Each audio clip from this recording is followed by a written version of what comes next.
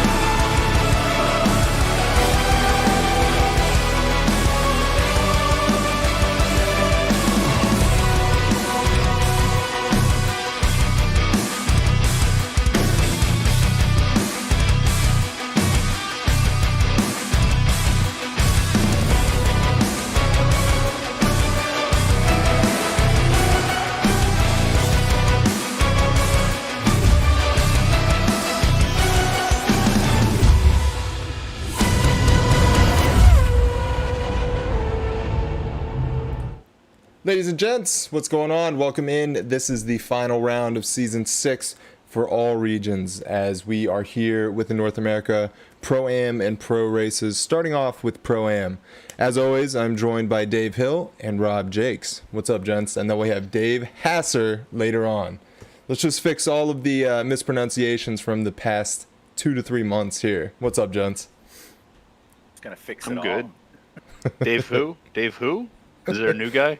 Dave Hasser. Oh my gosh. I was Dave Hassah has left the building. Did you opened fall out of my bed phone. when you read that? I like the moment I got the stream up on my phone in bed is the moment that he revealed it, and I couldn't go to sleep.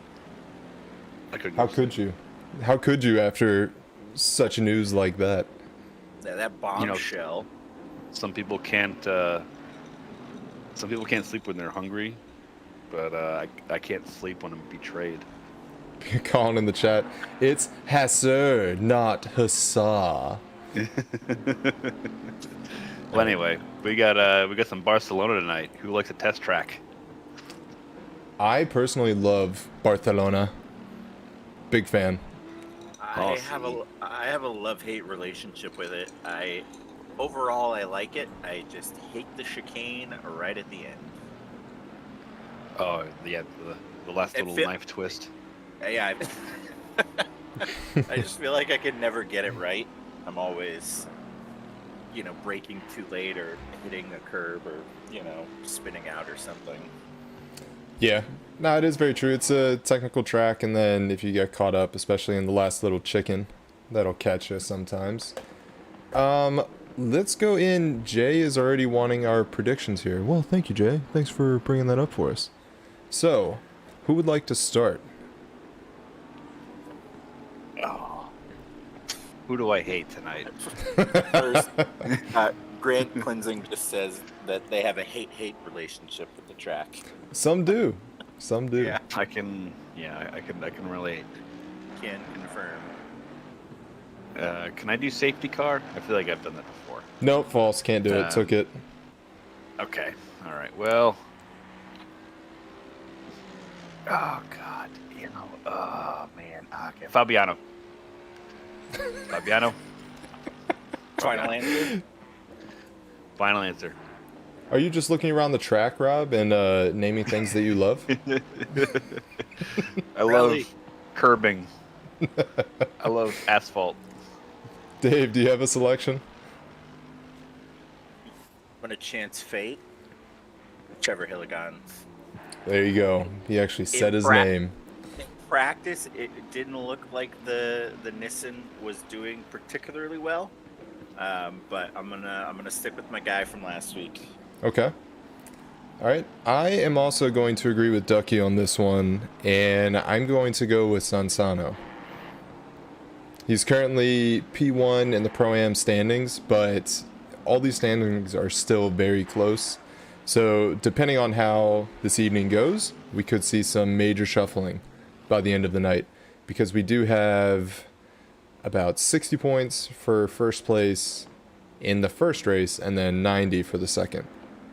So we shall see. Oh, J-Rock. Who's getting the curse tonight? Oh, man. Safety car. Yeah. Safety car is going to do so well. We're not going to need the safety car because, we've got... It's the finals. This is the best of the best. Those Rob, don't happen. You're an evil man. I mentioned it in PMs with you guys, but I caught about 5 seconds of the AP race, and it was mayhem. There was mayhem. I don't know which race it was, but wow. Hopefully we do a little better today. I don't know how the EU went, but I just hope the best for our boys. Was there carnage? Carnage, yes. Yeah, it's been a long time with these guys. Ryan, you're going to be a dad soon. You got to get on this dad humor. You got to get practicing. Yeah, that is fair. That is very fair. Yeah. Setting Mr. you up for Cool. success over here. I have the perfect examples who are not dads yet, giving me advice on what I should do. Right. Yeah, It's definitely. like a fatter guy giving you diet advice. Now you listen here, boy. I tell you what. Oh, you know what? You gotta switch to sweet and low. It's better for you. Anyways, let's dip back into the racing action here briefly. Dave's yeah. man with the plan, Trevor Hilligans, just crossed the line with a 144.5. Fastest lap time currently is a 144 flat by Alloy Aikai. And it looks fairly competitive right now. Top 10 are within a second of one another currently. I am an uncle to Jay's question. Yes. And to Jeff's question, thanks, baby. I'm not an uncle. I'm an only child, so I'll never get to be a fun uncle or any kind of uncle, really. No Funkle? You get no Funkle No action? Funkle. Ugh, No Funkle. sadness. Yeah, it is. I was actually really bummed out when I learned that. Like when I kind of connected the dots. I remember like I was actually in high school. Like, oh my god, wait a minute. I'll never be a Funkle. You poor guy. Then I just yelled at the sky. Why? No. Why hath you done this to me? As we go for the second lap here, we got temps. Jeez, I'm reading chat as well. Yes, temps are holding, so we're still good. Times are falling as we have Michael Louis topping the charts with a 143.6, and still very close within the top 10, all within a second of one another. And Bruno Vasquez with 2/10 behind Michael Louis. Still a bit of time, but I don't know how much things can shake up at this point in the qualifying. I would assume about 2 more laps, 2 to 3 for each driver, depending on the pace that they feel that they have, what they're putting out there, and what they're putting up on the charts. But aside from that, do we have a favored vehicle? What would you prefer bringing around Barcelona? That's a really hard one.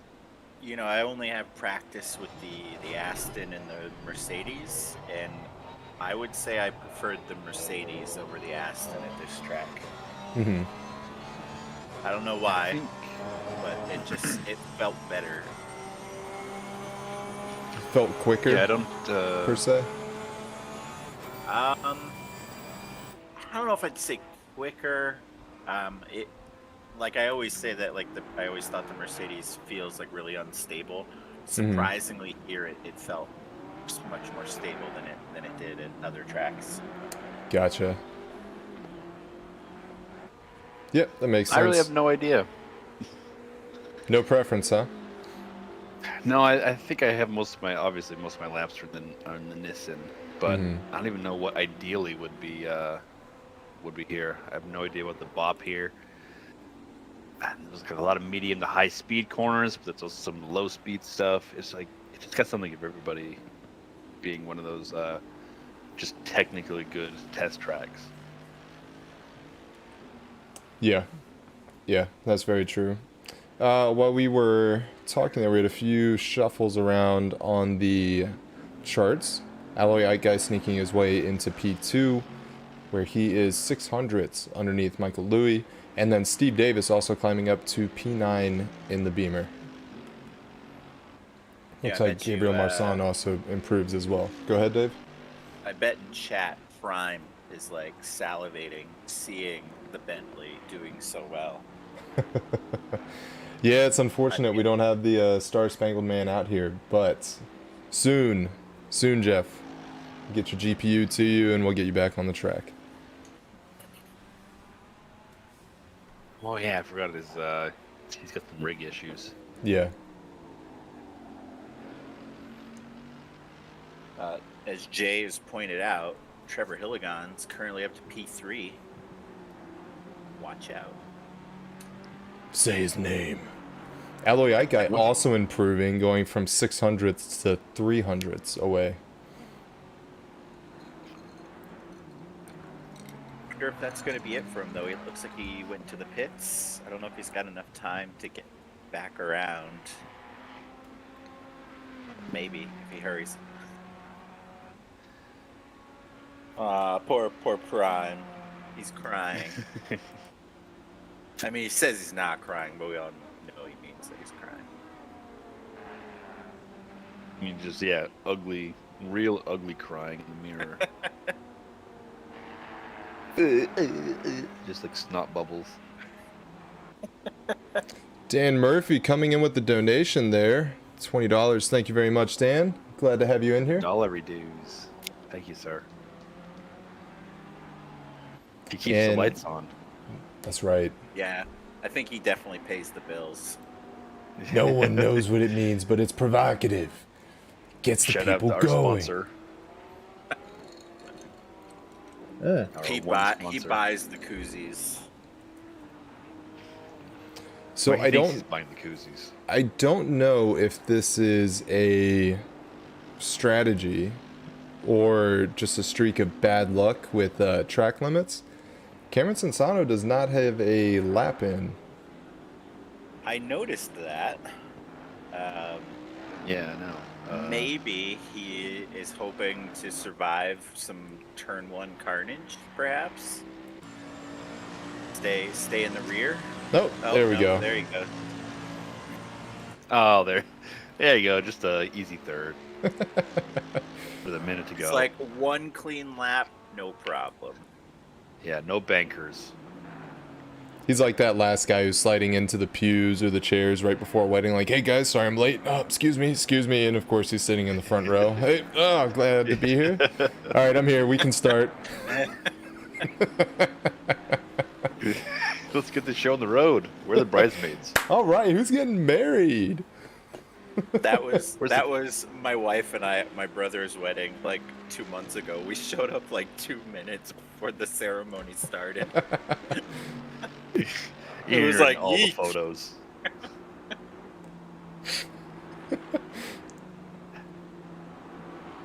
All right, let's see. We got Michael Louis, who's coming around Sector 3. Still topping the charts. And we have top 15 all within a second of one another. So, once again, ideally, with this being finals, we should have a very close pack. Cross your fingers, ladies and gents. No sadness on lap 1. Why are you saying it like that? Oh no. Someone's got to. That's what I'm here for. And to my fellow Americans, happy NFL's back day. It's the first game, baby. Is it today? Tonight? Tonight, right now. Tampa Bay and the Cowboys. America's team. Yeah, Alright. and the Bucks. Hey, they won the Are you Super up? Bowl last year. They did. Are you upset, Ryan, that you're missing it? And Dave? I have it on in the background.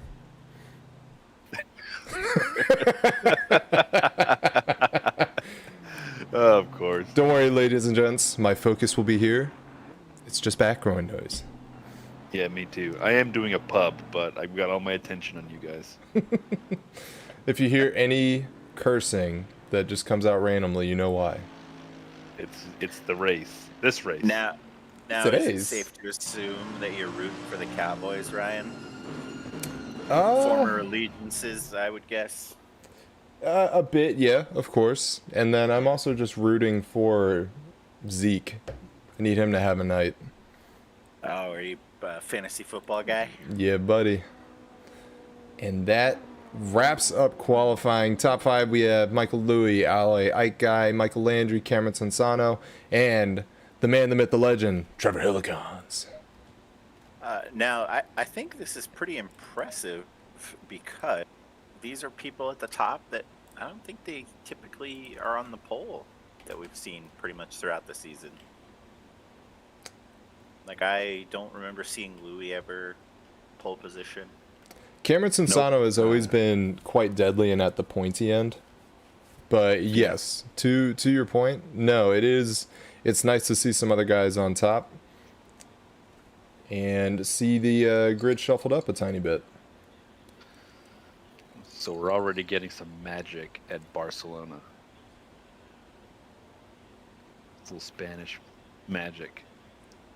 Magica. Barcelona in España.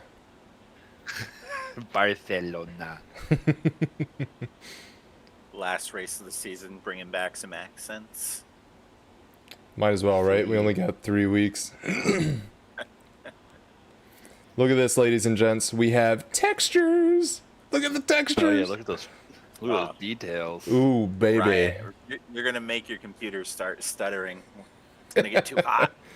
All those graphics.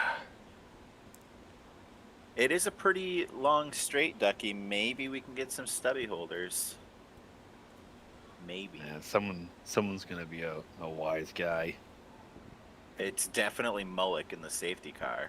I mean, look at that ping. He's definitely not in North America, that driver. That is true. Oh yeah, that's some ping. Yeah. That's some like AP ping. Oh, we got Jay in the chat. He would have taken me as an old man Brady guy. I bet he hates Brady. respect him. I'm a cheesehead though. Yeah. So I'm a Rodgers Really? fan. Yep. Yeah. Do you hate the best players to ever grace the game? Hate perfection? I mean, come on. Yeah. Trevor, what happened? Oh, Oh, no. Teleported to the pit? Oh, turn the stream off.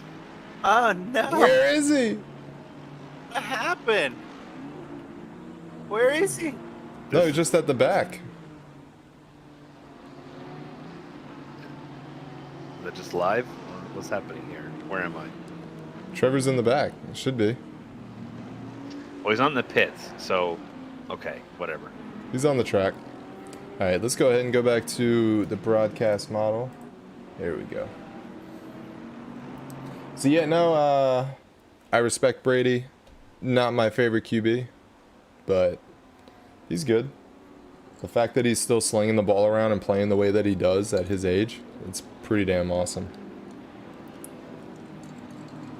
It's Dave Hassar that's... Oh, sorry. Hasser. Seriously, dude. He DC'd, I think. I just saw him drop off. Ooh. Oh, breaks my heart. You said his name too many times, Dave. That's why I wasn't Yeah. telling us his real name. You're right. Dang. Yeah, what is happening here? This might as well shut the stream down. No. We're still running smooth. We're crossing fingers and tootsies so that everything runs through to fruition. No poo-poo. Yeah, we're crossing No tootsies poo. here. Yeah, we don't do poo here. What the hell are you talking about? His name is Big Smelly. I mean, come on. Well, it's just like his Oh. beat. What is the Aston doing over there? Ooh, is that Thomas? No, that's Jonathan wanted to take the Grand Tour. That's all right. That is actually one of the turns that will be different in the upcoming Barcelona track updates. Oh, thank goodness. So that'll be interesting to see. Do you guys want to do some OOR history? Let's hear it. Yes or yes? Yes. Let's both do. yes. Let all three of us. We call the first part of a lap. This first green flag at the same time, Oh, separately, as if there was nobody here. What do you guys think? All right, let's do it. And if First there's race, this- who, yeah, we'll We've also got pineapple. a green Up flag. the green flag. Semifinals are off to the start. got Already Audi out in the 3-4 wide. front. Four wide. Oh, Audi getting squirrely. Oh, bumping action there. Aston Martin and the Bentley getting a little squirrely back there. Oh, Three- little bump. Who got a shunt off on the Merc? Piano. Oh my gosh. Back in the back, we got the Nissan going around. Oh, we got a Mercedes. There's a going- Merc going right getting round. acquainted with the walls in the back here. Who What is is it? going on here? Who done it? Was that Sansano? Or was it? That was Pineapple. No, it was no.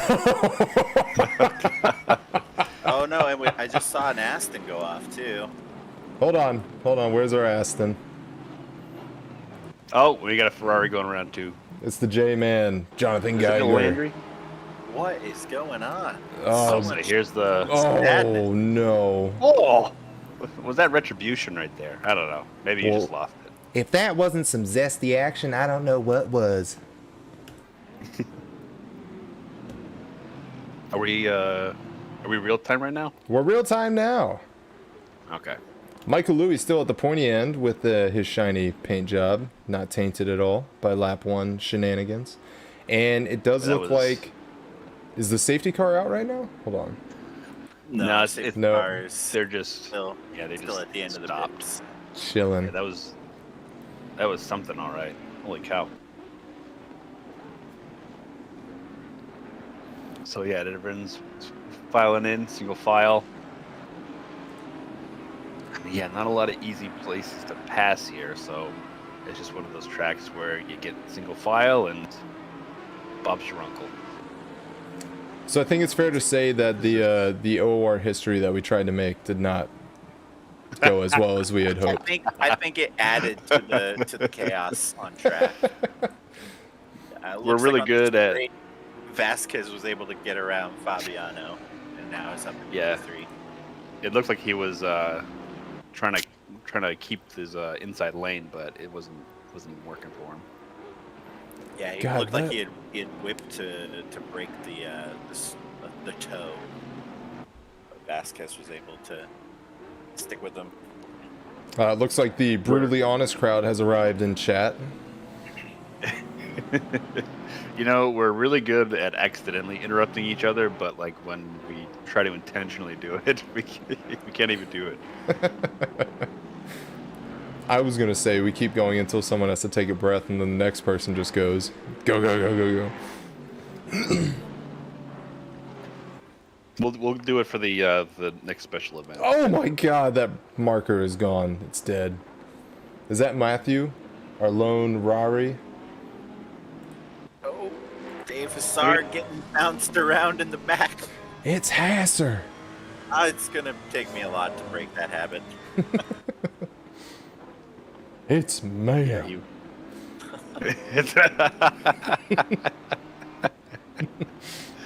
Oh, I'm not acknowledging that. Let's jump down to Tiago, who is currently 2/10 behind. Sansano Chris just Frizza. hit the rear bumper of Landry and almost spun him around.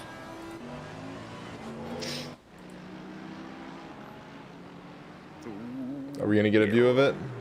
Get a little Tamarino there. yeah. Aw, Good Nice save by recovery. Landry, yeah. Very good recovery. It looks like he loses one position though with that little taparoo.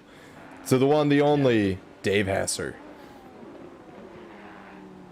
yeah, I thought he was going to go for a send right here into T1, just try to make up. Mm-hmm.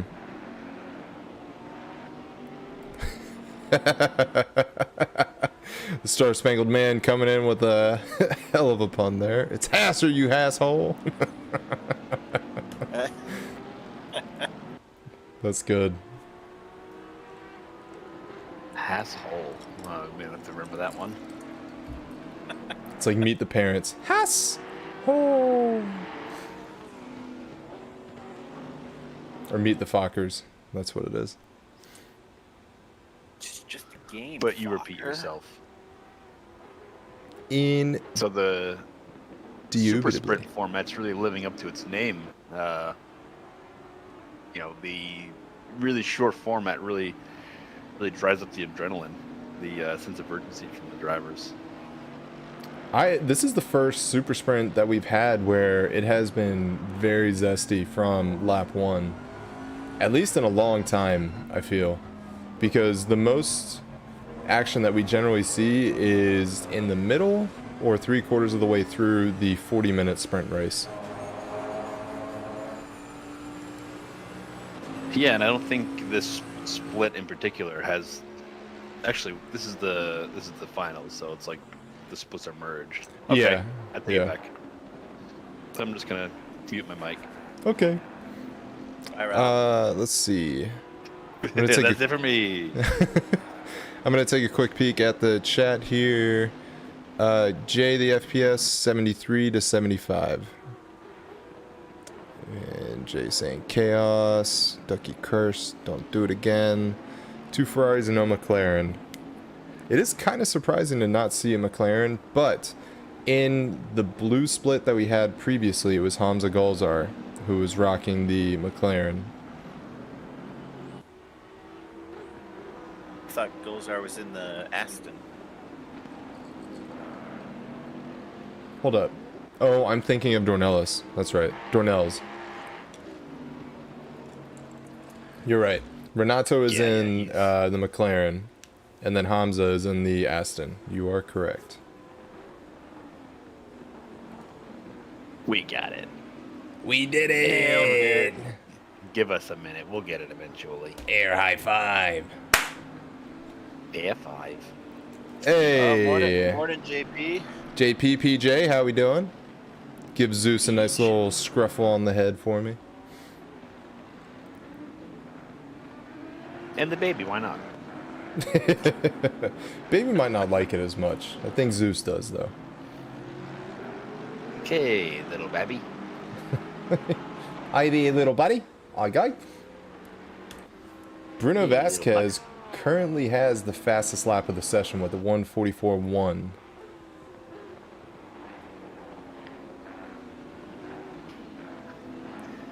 I can't even remember what my usual times are at this track. Can you? I can't. Uh, Not this good, that's for sure. I would assume Yeah, a 47 for obviously. me. Light years away from this. 47, maybe a 46. We got. Ryan, are you impressed to see Louis in the Audi up the front? Of course. I love to see it. Honestly, the Audi has felt the best on this track out of any car that I've driven on here. So I never answered that question before, but yes, I think the Audi is very strong, but there are many spots here, especially the curbing that they just went through, that can mess the car up. Even this turn right here, the penultimate corner at Kamsa, I believe. Sure, I'm mispronouncing that, as is tradition. But yeah, Kamsa is tough because you need to take that curbing just right, and then it's a matter of lifting and then on the throttle. But if you're on the curb, as we all know, Audi things happen. The ass end of it spins around. Yeah, exactly. But yes, Peach, exactly in that order. Doggy, and then baby. And report your findings.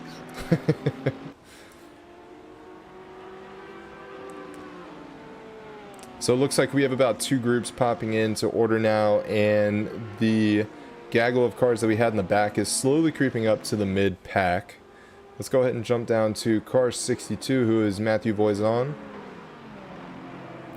in the Rari. I don't think he was here last week, was he? I don't believe so, no.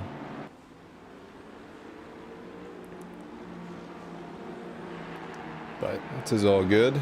Life gets in the way sometimes. Yeah, he doesn't have any points for the finals. It looks like he's going to have to defend on Stevens here. Oh, Dave, we have a penalty that just came in. 15 seconds. Oh, snip snap. Hold on, let me find it for you. Let's see. It is on Bruno Vasquez causing a collision, lap 1. That hurts big time. Big time. I mean, look at the times. I mean, that's going to put him all the way at the bottom with a 15-second penalty. Yeah. Or close, real close to the bottom.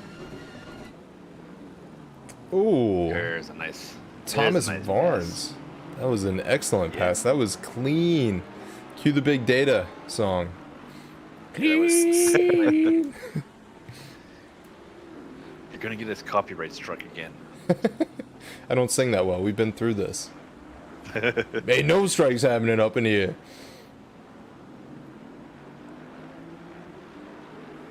And he's driving away with it. No takebacks. no No take takesy backsies. backsy.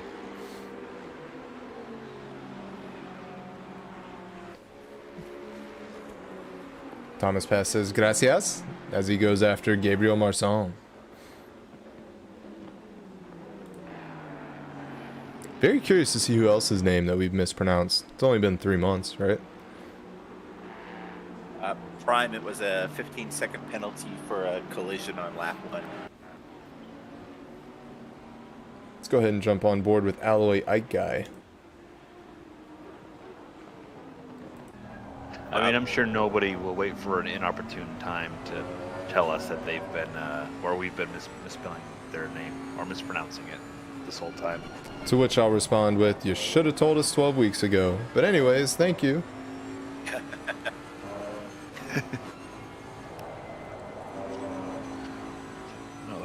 A little bit of Audi slidiness there. It's that butt. The technical term for the trunk. The butt. The butt, not the boot. The butt. Nah. This is America. Not the butte. Do we have any dirt fans in the house? Yes. Best I camera was assuming you're talking to the angle chat. in all of Rally. Oh, you're not in Right. the dash cam. Ryan, you're gonna break the internet. No, if you want to break the internet, hold on. That's how you break the internet right there. Oh yeah. there You go. gotta. Can you go further back? You gotta get the wide Oh, view. sorry. Yes, far chase. There we go. There you go. That's the ticket right there, man. Oh my God, That's- Becky! Look that's how at you that win. butt. I don't even know how. That's. It just seems so difficult to attempt and race from the far chase cam now. Well, if you want to be a badass YouTuber, hot lapper, apparently that's the way to go. Oh really? They don't just show replays? That's how they do it? Nope. Because they also do the Logitech G29 wheel cam and pedal cam. As proof. You can't just edit that together. That's hilarious. We got Dan Murphy in the chat going, who put Jamie in control of the camera? Apparently Jamie is in love with the far chase cam. He He woke always up super early just to do the cameras for us. slaps that bad boy on there. Jamie, if you're watching, it's all for you, baby. Apparently, Oh, that Ducky is a Porsche big is- fan of the bonnet cam. Is that Vasquez who was really off pace just a second ago? No, it... Let's go ahead and jump and do a replay. I'm curious to see what happened here. Looks like Ike Guy is getting a 5-second penalty for an infraction on lap 1. Let me check with Cam and see what that infraction is. So, I'm wondering I if guess Bruno jumping Vasquez the gave up start. the race line due to the fact that he does have that 15-second penalty, and Yeah. Fabiano and Carpenter were battling for position behind him. So, Yeah, it was he just let off. gentlemanly driver moves there, letting everyone pass, which we've seen a few times over the past 2 weeks. Hell of a guy. These guys can be nice. Don't believe the Jay- rumors. Jay, the 5 seconds is for an infraction on lap 1. I'm trying to find out what it is, or what it was now. Thomas Varn's on the bumper, Gabriel Marsan here. So he's just get the hash marks out. He's taking some overtakes here. He's already gotten Steve Davis.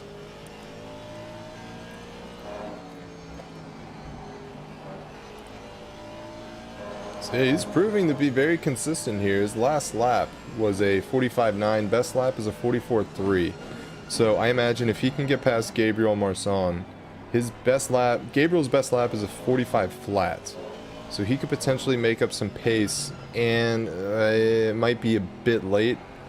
But he would definitely be competing for P5 if he gets past Gabriel.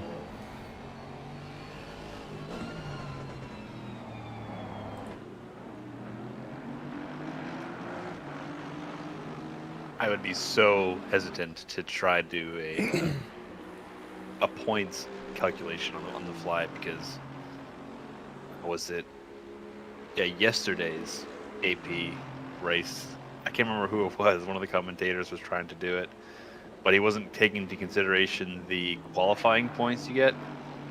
So basically, after so long of trying to figure it out, somebody else reminded him, "Oh yeah, you're completely wrong anyway because qualifying points." So like, okay, I'm just gonna crawl into a hole and cry. So I thought qualifying points were only 3-2-1 for the top 3. Is that not right? Oh, are they? See, I wouldn't even want to risk it. All right, so for Ike Guy, they don't have what it was specifically, just that it occurred in turn 1. So I think Tim's guess in chat is probably close to what it is. Oh, looks like we have an Audi that had a little bit of a rough go at it. Oh no, what was that Michael Louis? It was. Yeah. Can we get a replay? Oh no. Shit, I didn't go back far enough. That sucks. Let's see. I'm curious to see if he does have... Hold on. There we go. Does he have any damage? I think his tires are toast, judging by that little fishtail that he had. Or they're still very sandy. Got a banging bod though. Look at that butt. But yeah, Dare tough we- break. Dare we say Audi Tings? Yeah, that is 100% Audi Tings. Can we get a Tings in the chat there? That is the equivalent of F for all our Audi fans. I'll go back and try and see what happened. All right. It looked like it was on corner exit, but I could be wrong.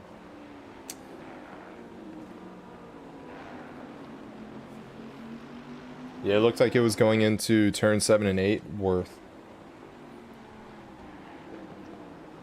Yeah, speaking of dirt fans, go old dirt rally line.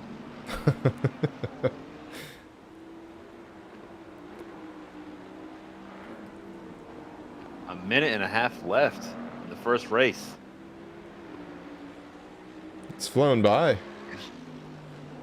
And it looks like my pick is gonna prevail.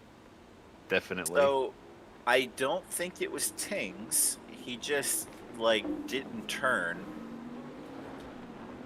I don't see. I can't tell which turn this is, but he just like went straight off the track.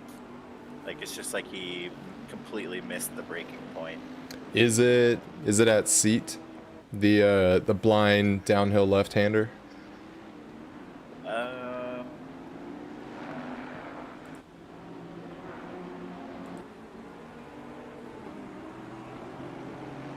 Let's see. Okay, but neither is on the final. Skaggle here So is it's looking... Go ahead. It's after the big left turn. It's like once the turn before the uphill turn. He just like went straight off into the dirt. Yeah, we got a few people in chat, JP and Jay, saying that wheel disconnected. Well, question mark. But potentially, Maybe, yeah. especially if he's not turning, that's what I would assume as well. All right, so final lap. It looks like there's a few people. There's like 3 pairs of cars where they're all within striking distance of the guy in front of them, and they're just waiting for a door to open up, or they may just open it themselves. Right now, So- looking back to Stevens, we see a little bit of a yeet, but then behind him, there's Sano trying to get around Landry. Who's that up ahead? Voisin looking at Davis. This is Story of a girl. Sparta. Yeah, this gaggle is very close, and my history of mispronouncing stuff continues as PJ corrects me. It's say it. Say it. Yeah, because you gotta give us some Espanol. Seat. So it's that. I think it's Seat. Say it. I mean, it is spelled C, to be fair. Miss Yeah, Goosey. and this is America. This is America. Oh, we got turn elf. Finished the race. Alpha. We got Alloy Ike Guy crossing the finish line. He will have the 5-second penalty, so that will likely place him down at 4th place. Bruno Fabiano crossing the line to 2nd. Austin Carpenter 3rd. Bruno Vasquez 4th. Gabriel Marson 5th. Thomas Varn 6th. Steve Davis 7. Was an 8. Stevens 9. Tiago 10. Just about the whole grid there crossing the line. Yeah, everyone's pretty well bunched up. But who was that? Sensano was right on Landry's back bumper in the final chicane. And Looks like Dave that Hasser with- rounding it out. With the penalty, Ike Guy is in P3. Not too shabby. Morning there, Looks McFriedlich. like one of us knows how to pick them. Yeah.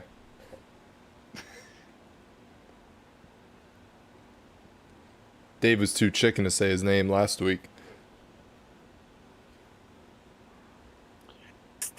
Still no Trevor. What happened? Who do we have going out right now? Chris Frizza. I think this is just the one person to make it valid, right? Yeah. And it better be valid because we're all watching. All eyes on you, Mr. Frizza.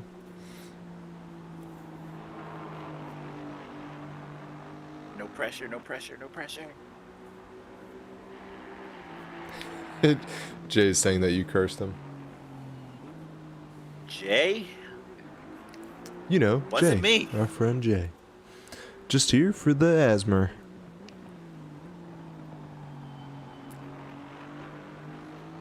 Yeah, Mr. BC in the chat there. Adolfo, how's it going? Welcome in.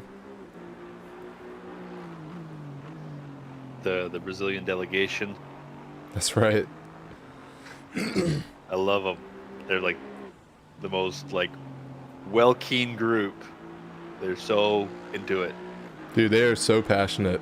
The Brazilians and OOR, very, very I love passionate, it. fast drivers. Yeah. They got their meat on a sword and they're just ready to watch some sim racing. Oh no, we got Matt Powell in the chat saying that Louis had his VR disconnect while leading. Oh, Oh no. That sucks. Talk about going in blind. God damn it. Cha-cha. Good Turn the Jago. stream off. Good Jago. No. You get none. I'll take it. See, you're ready to be a dad. Look at you guys. I'll be right back.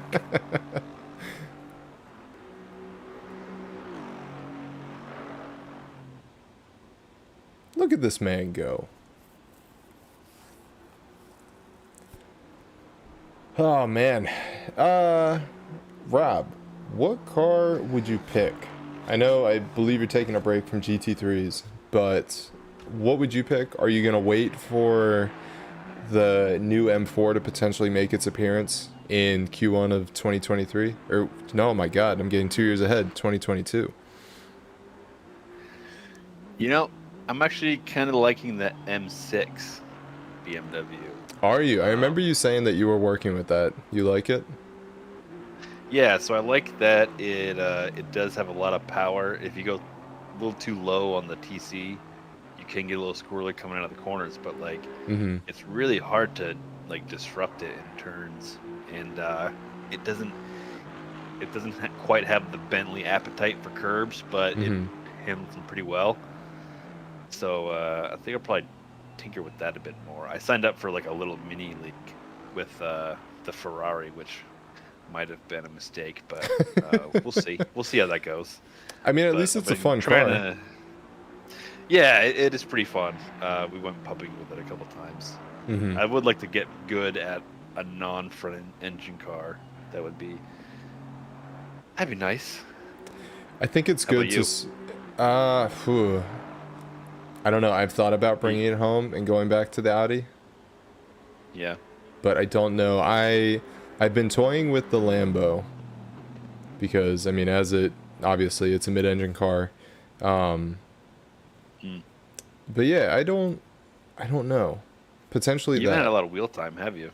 lately? No, I've been on the road quite a bit, so have not gotten too much wheel time, and the wheel time that I have had has been in other sims or with the Beamer on here. More important question: do you know what you're gonna drive in the Dirt Rally series? No, I don't, because I haven't looked. I saw what's the series that we have. You know, Do you remember? No.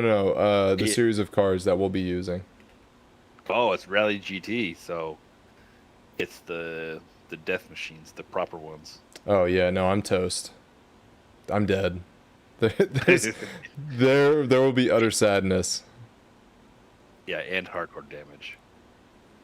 Yeah, we got confirmation from Michael Louis there in the chat. BR disconnected, trying to wipe the sweat from my face. Ah, Oh man, big sad. that really sucks. That does.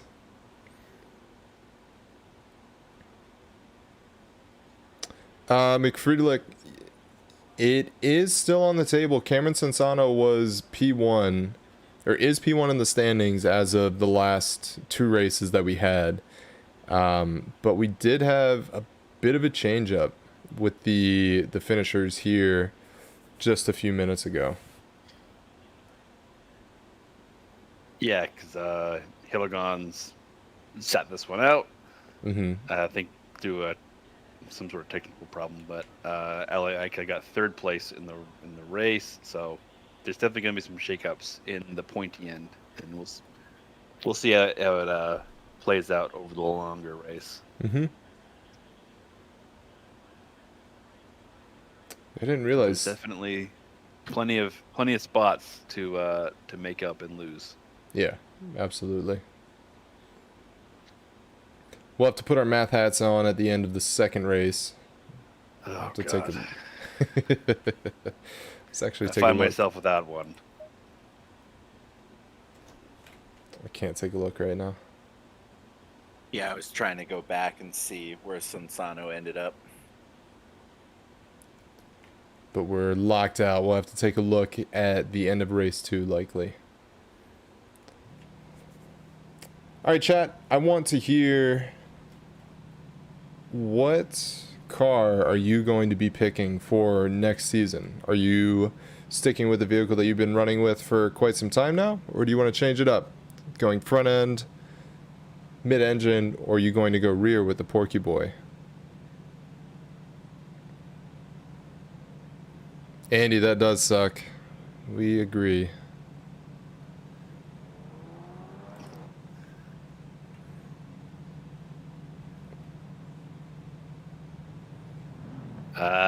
Vertus with the GTR, you're in the rookie series. That should be a fun one for you. Still have yet to really try that one out. I need to. Will we Miss out. get a straight line? We're gonna be so let down.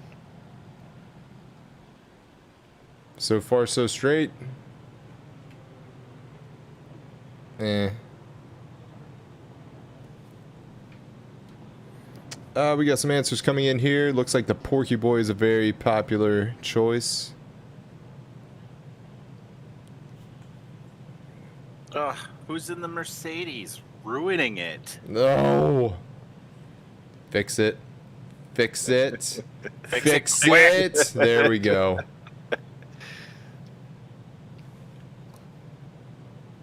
Do a little flyover, slow My flyover of, sweet what dick. we got so far. It's looking pretty straight right now.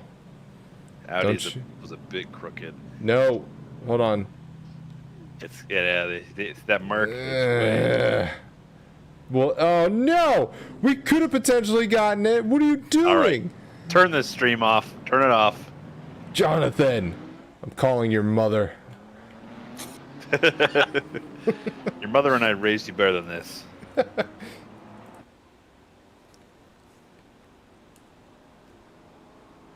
I mean, I think that's the straightest line we've had in a while. That is the straightest That line that was- we've had all season. That was definitely an effort. Mullick, I hope you're awake and you find those koozies, stubby holders. No, he's gonna. Yeah, well, you yeah, how you going? Dust off the box in the basement. No, he'll find any excuse to not. If he says no, we We did riot. have the Merc kind of do a 6-point turn to get in a straight line. Whose side are you on, Ryan? I want koozies as well, all right? I'm just saying. He doesn't want a hollow victory, though. He wants to earn it. You're damn right. You all should know It's this about me by now. He doesn't want a dishonorable koozie. He wants to win it fair and square. Yeah. He But to wants to Pete, sip that beer with confidence. that's right. So when I crack open Crispy Boys, you know it's because we got that straight line, even though I'll be opening one here in 40 minutes. We know it's because the beer can is right next to the microphone. Exactly. Yeah. And the toilet. Oh, man. Doesn't Yeah, have to learn- go far, that man. Learned my lesson for that. And never gonna live it down. No.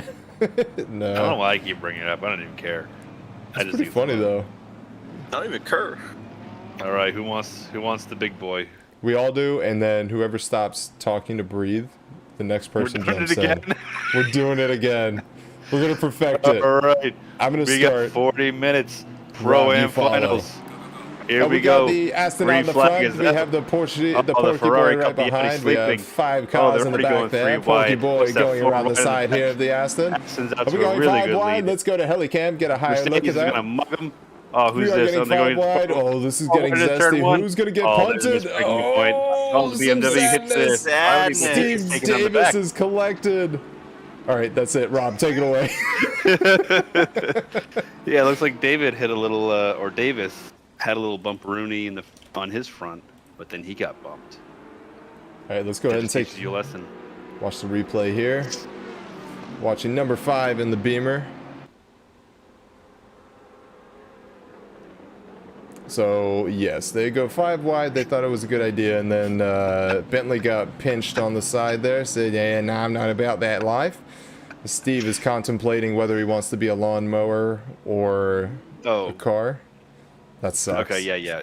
So, for Virtus and anybody who didn't watch the first split, we tried commentating at the same time, but we didn't tell you that was what was happening until we just did it.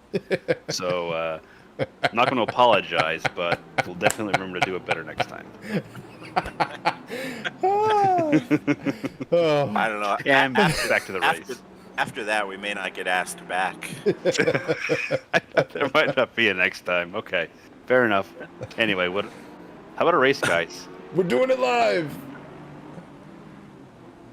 Dave Looks Hasser like is having a much better run than his first race. looks like Geiger is having a heck of a time in the back. Yeah, that's a little bit of sadness. Does he have the bouncing bonnet yet? Oh, Oh, Yes, he does. hello, beautiful. that is a gape. I think you can hear the tires, Yeah, like screeching. Let's that is. Something ain't right. hold on. Let's take a closer listen. Let's get this game volume up.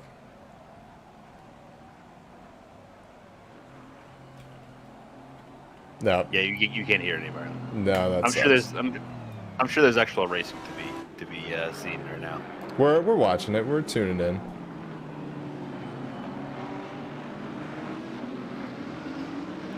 BMW makes some sweet lawnmowers. I haven't seen those, but I know Lamborghini makes giant tractors. I do know that. Hint, hint, nudge, nudge, Clarkson's Farm. It's great. You should see it. Cameron Sensano, P8, currently battling with Austin Carpenter. Nice. side by side of the turn. Let's get some onboard action from the tail wing. What do you say? Oh, it's always a good idea. Oh, sorry. Technical term, from the ass. Yeah, the 40-minute race will be a little easier.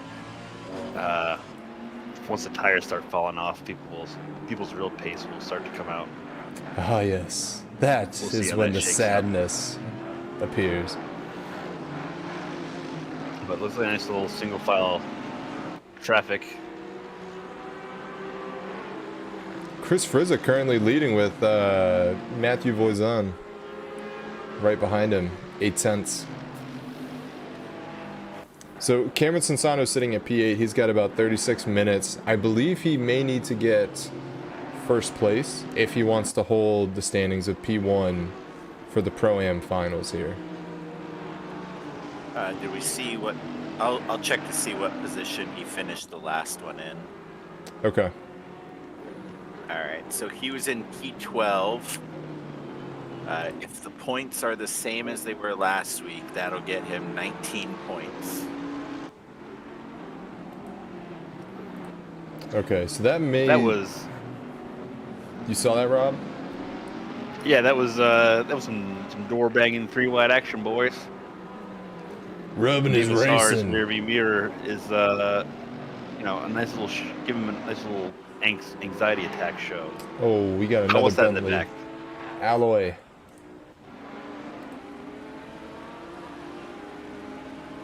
Get the helicam for this.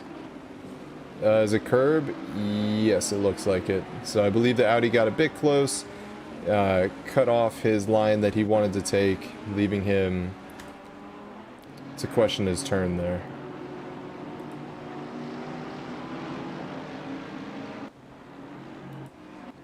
As you said, Dave Hasser really picking up his pace here. Closely followed behind by Austin Carpenter and Cameron Sansano. And those two have been rubbing paint for nearly 4 laps now. Yeah, this little group, Hasser is fighting up a lot. He's gonna have his hands full, as they say. Let's get a live looking at the Yeet Cam. Yeah, the dive bomb cam. Ironically, on the dive bomb Datsun. I'm very curious to see how the Honda will work on here, the NSX. I think I've seen some unhappy Audi Ting-like outcomes with it. As is tradition. Yeah. Look at those mirrors. Hasser's holding off the passer, Jeff.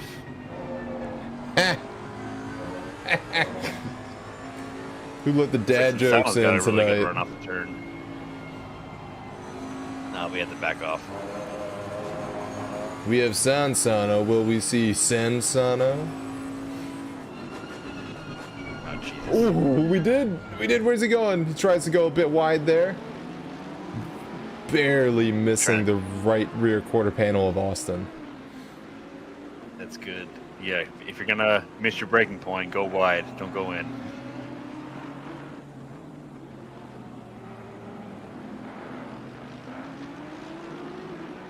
There's a send. Eating a bit of the curb. No. Yeah, just Landry ended up eating his diffuser a bit. I'm sure he'll enjoy that Yeah, for the let's. rest of the race. I believe I see a few scratches here. We'll get a closer look here in a second.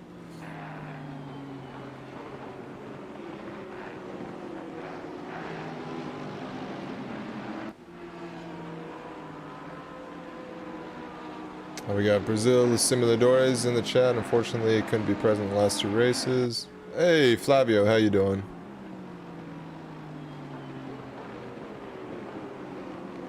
Yeah, you had some great racing this year, and season rather. Be looking forward to seeing you out there on the track here soon. 3 weeks, ladies and gents. 3 weeks until season 7. All right, let's get a closer look. That's. Yeah, I mean, a it's little not bit. good. That's just like the stock damage. Well, All right, so not accounting for fastest lap or anything, I've got the points standing as this: Sansano with 148, Mm-hmm. Carpenter with 139, Fabiano 137, Ike Guy 132, Barnes 122.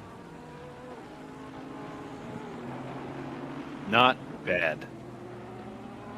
Not bad at all. All right, last 10 minutes, we'll put our math hats on, and then we'll go through the standings as Dave has it currently. And we'll see what happens. That's assuming the same points as last week for the first race. Right. Based off of the modified sprint that we have? With the Super Yeah. Sprint Series? Okay. Oh, a bit of a send there from the Porky Boy. Bruno Vasquez trying to squeeze his way in front of the Audi here. Landry. Oh, no. Oh! Little Audi on Porsche violence. They got a little zesty. Let's go ahead and do a replay real quick. Go from the heli Landry cam. had a really good defense on the straight. He did, yeah. Oh, It looks yeah, like... Didn't expect to lose a spot there. No, ends up losing 2 by that little bite of the bumper. But he's right back up in the action as he's trailing behind Alloy and Michael. Yeah, that's why I like seeing people in front of me battling it out, because I can just close the gap Mm-hmm. like a vulture. Just get whatever's left over. The Vulture, like, freebies at Costco. You want to try a cookie? Oh, thank you. Ooh, pizza puffs. I've seen you before. No more pizza puffs for you, boy.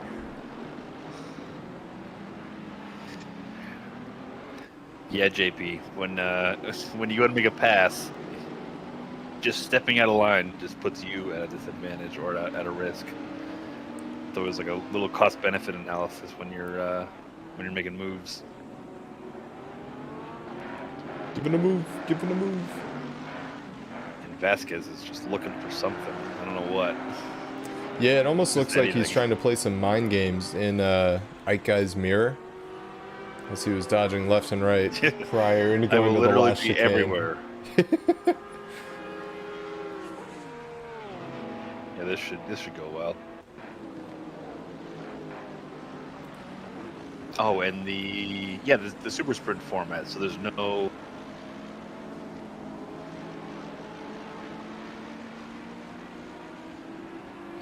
Yes, that's correct. Thank you. That is correct. Vasquez, the king of weaving, according to Jeff Spangler. The Star Spangled Man. With a plan. I'm still disappointed that we don't have that Captain America song queued up.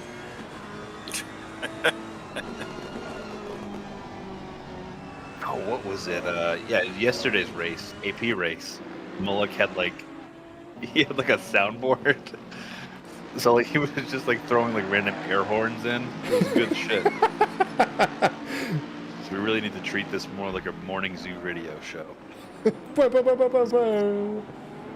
Still 3 wide action almost with is that Hasser, Sansano, and Landry. Yeah. Oh, there's a little contact there.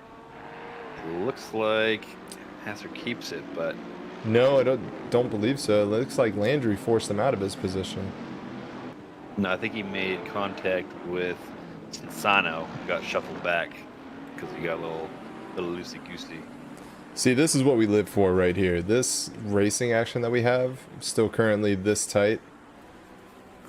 This is good stuff. Yeah, I really appreciate it when the races are interesting. Ooh. Little Nasser making a move. kiss. So close. Oh, he ate the curb a bit too much. That's unfortunate. He's Yeah. going to lose a position there. Forfeiting it over to, I believe, Austin Carpenter. Yep, that's the Carpenter man. Alston. See if you can grab it back. I believe we have one of our AP fam in the chat that refuses to believe that Dave's name is Hasser. Oh, that's the second in command, Ryan. Show some respect. I said fam. Fam. I didn't say fan. I feel like he can call anybody whatever he wants. It's Hussar. Yeah. Like, it's what I put on the roster, okay?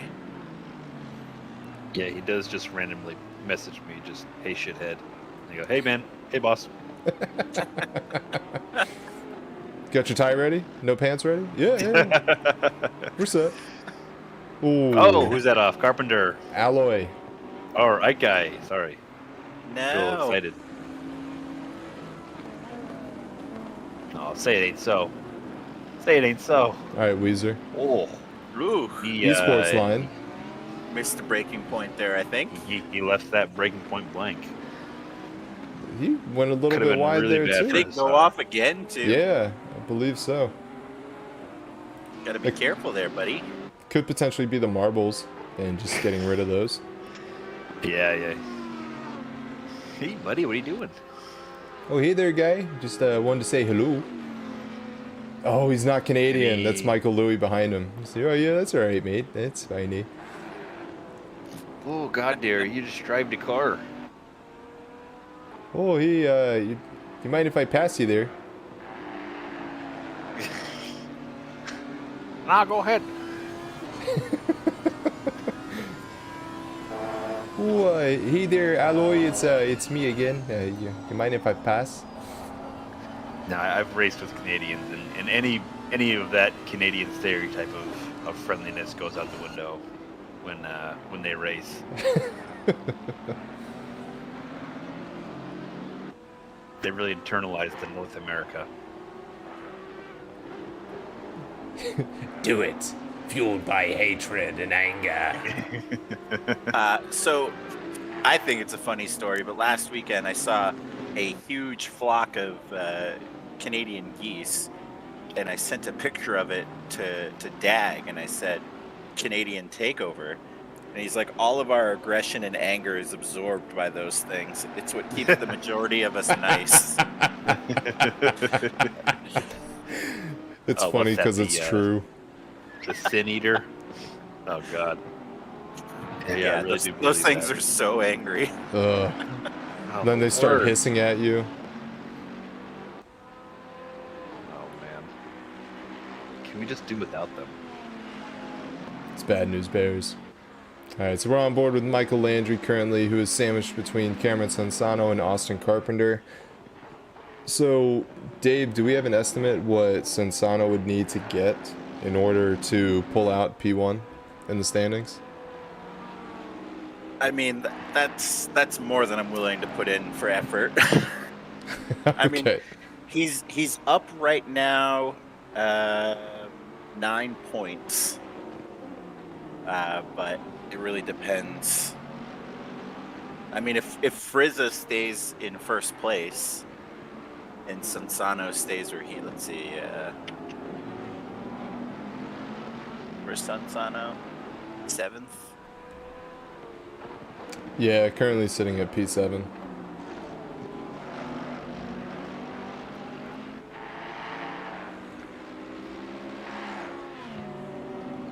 This is a tasty battle. Which- Sansano just gets a little loose. I think Landry's going to capital. But Looks- can he do it on the outside? No, he cannot. It looked He a might actually lot just- juicier from the other camera angle.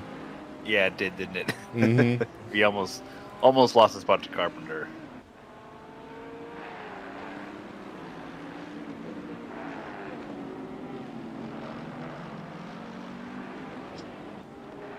Binotto's Blunderers.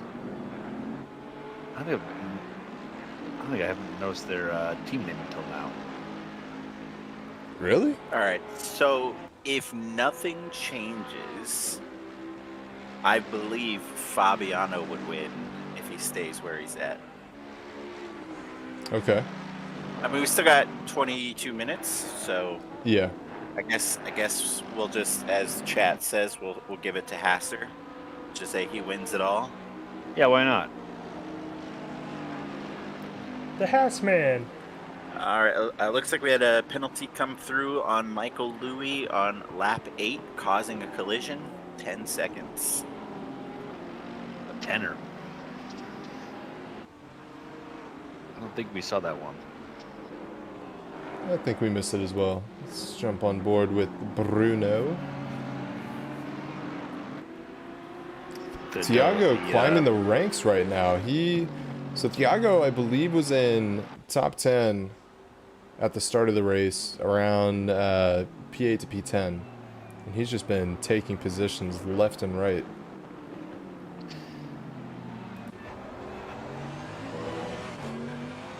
The Brazilian delegation is pleased.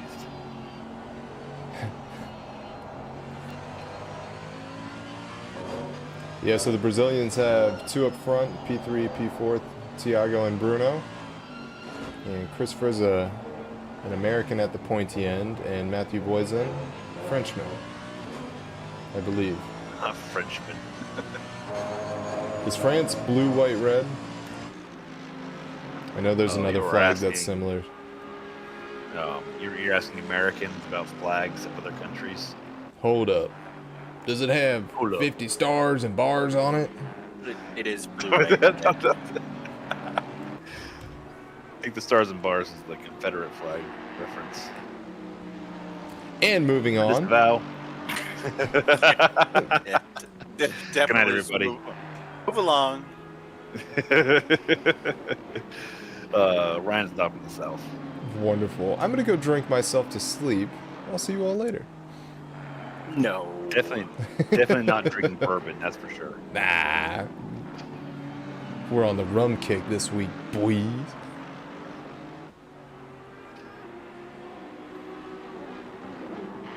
Thiago looking a little zesty here. Yeah, Thiago. He wants to do something.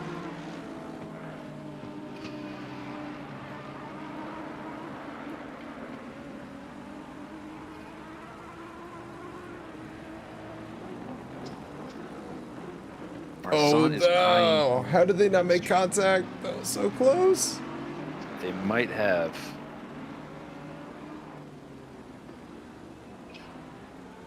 Oh no, we got Gabriel in the chat here.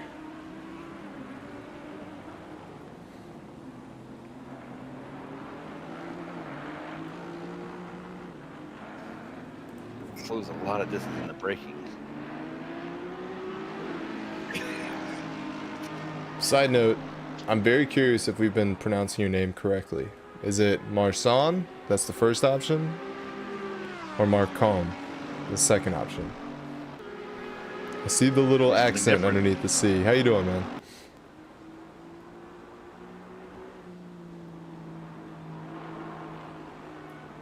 Go ahead, Robert. I got nothing. I'm just watching this. Well, the first Spicy one is little correct. battle. Marcon, a hard C, right? No, it's Marson. Oh, the soft. Okay. Yeah, because the accent underneath the C. The little hook there. Hey, Little fish hook. I'm 1 for 6, boys. 1 for 6. right. My first win. I got you, Gabriel. I knew it. You got it. Just in time for the finals. And the Wagman is still awake. How about that? Hey, they still getting married over there? He's just sitting there getting drunk at a table on his own. Like, yeah, I'm just chatting with my mates. Watching racing. So Fritza with a 5-second lead.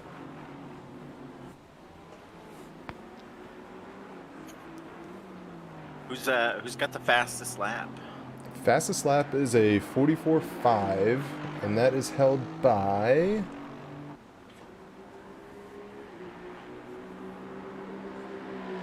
Drum roll, please. It doesn't look like it's... They may have left. I don't see it.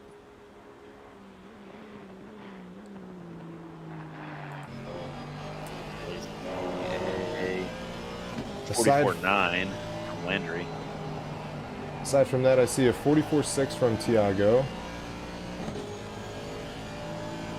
Oh, And a 44.577 Alloy guy, who's currently in okay. P11. That's who it was.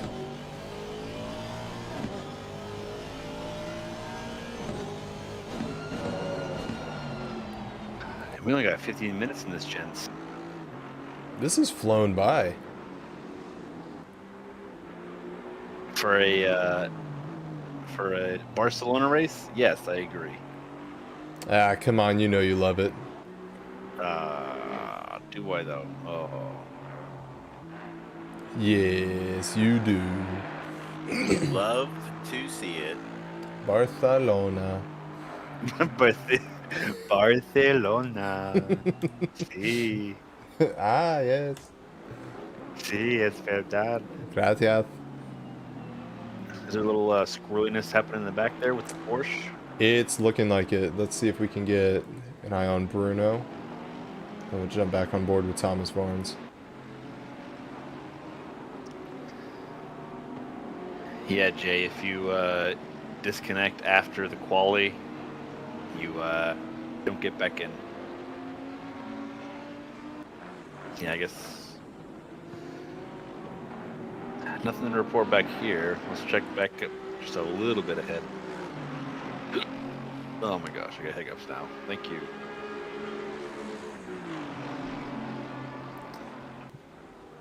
Wagman is at a wedding with 12 nationalities.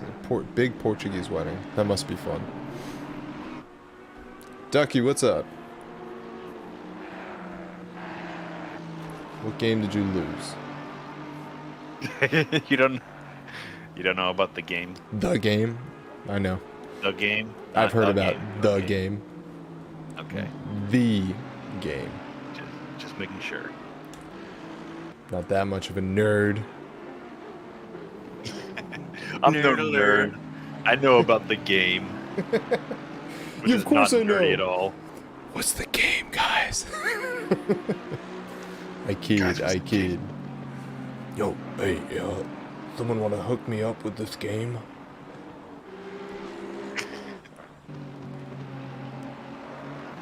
I love how Mo, I'm just going to call you Mo, because I don't know how to pronounce your name. Moritz, potentially? Anyways, Mo incorrectly spelt your name on purpose as Rob Jake so that we could pronounce it correctly. And did like a ironic tagging. At Rob Jakes. At Never Rob. change, Mo. Make like AP Green and never change. Anyway, it looks like Fabiano is getting a little impatient. He was about to make a move before getting within striking distance, but pulls away in the straight.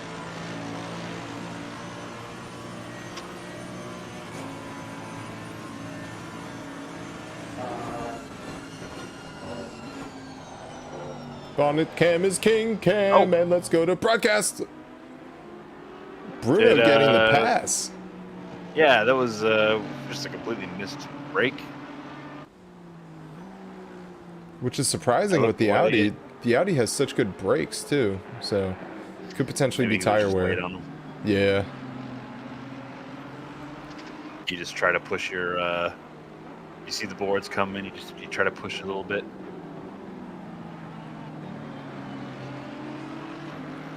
shit. Mo's telling us we need to go deeper. We're going to the Matrix. Enhance.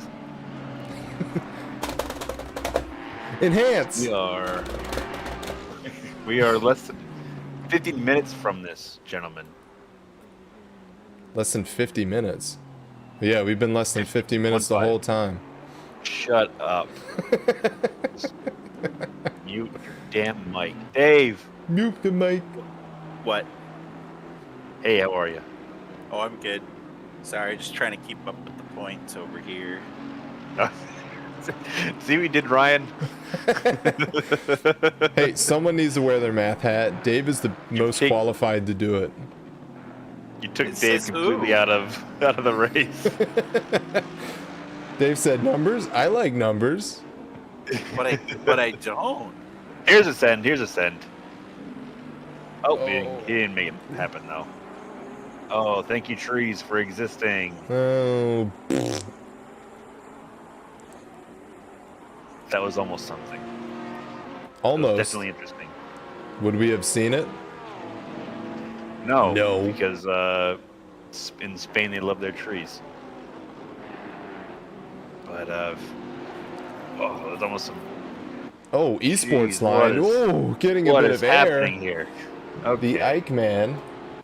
Yeah, Ike had to take a little evasive action there. That was divine. He said, "Oh God, the One- brakes aren't working. The brakes aren't working." Yeet, yeet. Well, the Porsches checked up because they were almost hitting each other, and yeah, Ike found himself with a little windshield full of whoosh. It looks like he's trying to get around Louis. Louis. Ah ha ha. No, stop. I No. did it. Yeah.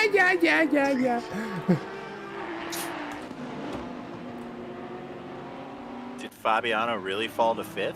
What just happened? Oh no. Oh He's, no! He's he's falling doing donuts. further than that. Did he think you won already? Oh, is this at the Campsa? Is this where he spun No, out? did he just? No. How far back did you go? 30 seconds. Where did he spin? Oh no, there it is. Oh, there's a little. What the heck? I think he was trying to get out of the way because he was taking up a good majority of the track. But that sucks. Yeah, I suppose. But yeah, that does. I mean, we are Yeah. Go ahead. 30 minutes into the race, so as is tradition, the tires are wearing, they're worn, and they're not grippy anymore. Yep. The honeymooning period is over. And the drivers themselves probably get a bit more impatient. Gabriel says, "Wee!"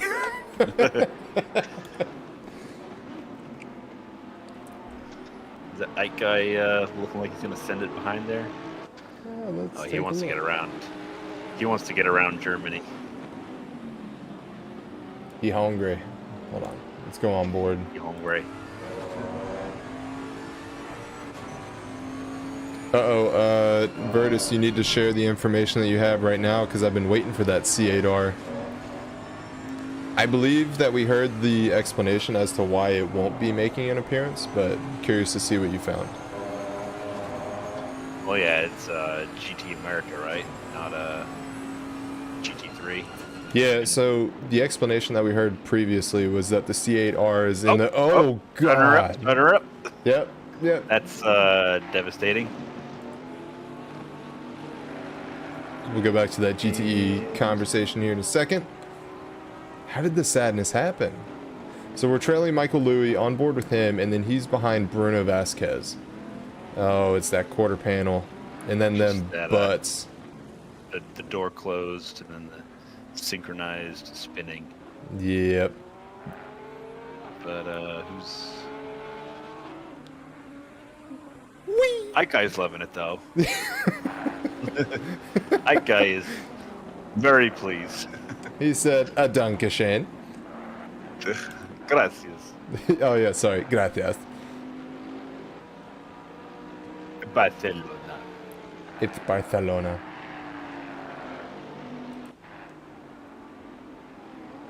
Austin Carpenter. Now you're just taking guesses about names. We must like be a- mispronouncing his name. It's like a Pokemon. Carpenter!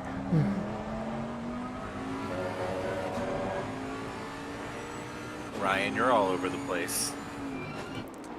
Story of my life.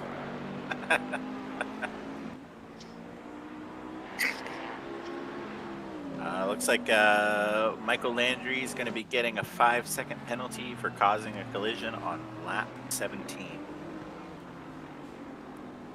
Well, you hate to see it.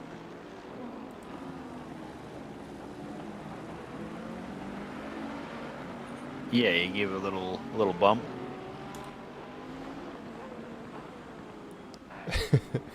Seems like so long ago. Cannot remember.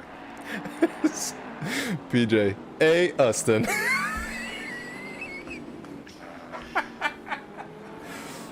Oh, this is A. Ustin Carpenter. Oh Christ! Like Ian Peele skit, you know, A Ron. Yeah. Listen, I don't know why that tickled me so much. That was good. Oh my God.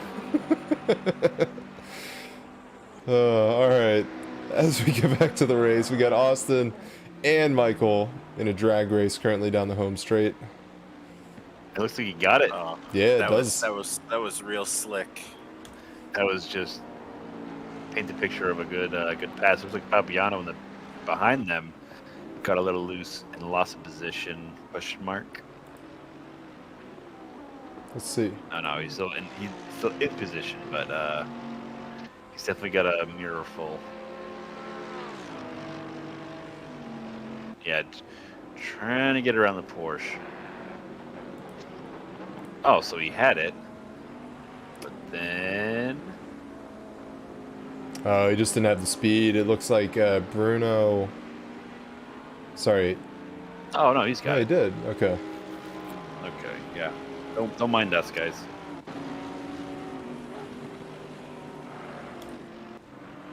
And now I've lost my train of thought. Oh, we were talking about GTEs. So what I had heard with the GTE cars is that they are too expensive to run. So the C8R that is run in America in the IMSA series would be too pricey to run as a GT3 car in the Blank Pan series. Go ahead. Quick interruption. Looks like a 10-second penalty to Michael Louis for causing a collision on lap 18. I think we saw that one. Where he collided with Bruno Vasquez in the rear left quarter panel. Yeah. So he's been busy race. Oh, we have my Going last out with a name in bang. French. Garrette.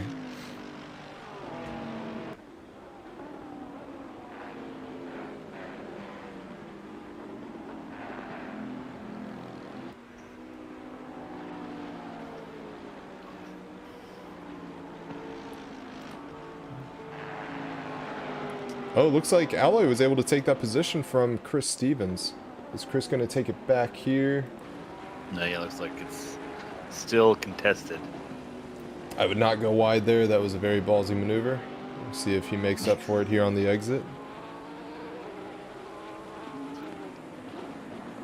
Yeah, Bertus, I agree. I would certainly drop any other car to race with the Corvette as well. Just reading your explanation now.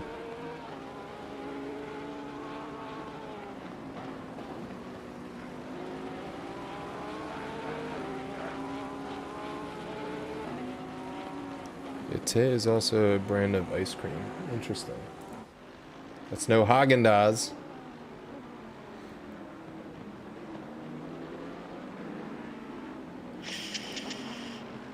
Yes, the race winding down. Not a whole lot of spice going on. Let's. Just a skosh of zest. Where's the spice? Where's the beef? As they Where's say. the beef?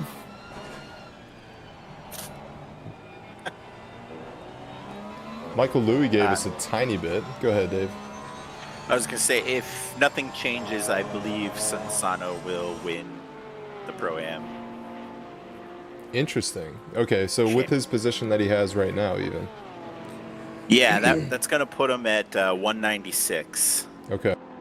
And again, this is not including any fast laps. I don't know who had the fastest lap in the first race, or currently has it in this one. So, Yeah, though, you know, that could tweak the points a little bit, but What's the disclaimer? You just say it's provisional. yeah.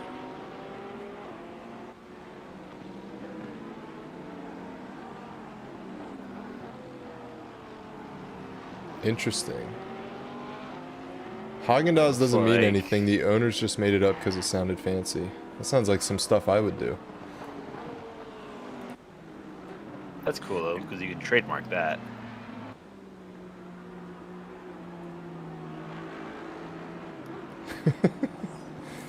Come get Cameron's my buying us swiggity beers. swooty juice. Okay. Looks like the race is winding down to the end. It started off pretty action-packed. But let's see if the steam is out. Leaders on the final lap now. Alright, ladies and gents, let's see if Tiago can make up a second and a half behind Matthew Voisin. Cam says the beers are on him, Tiago. No pressure.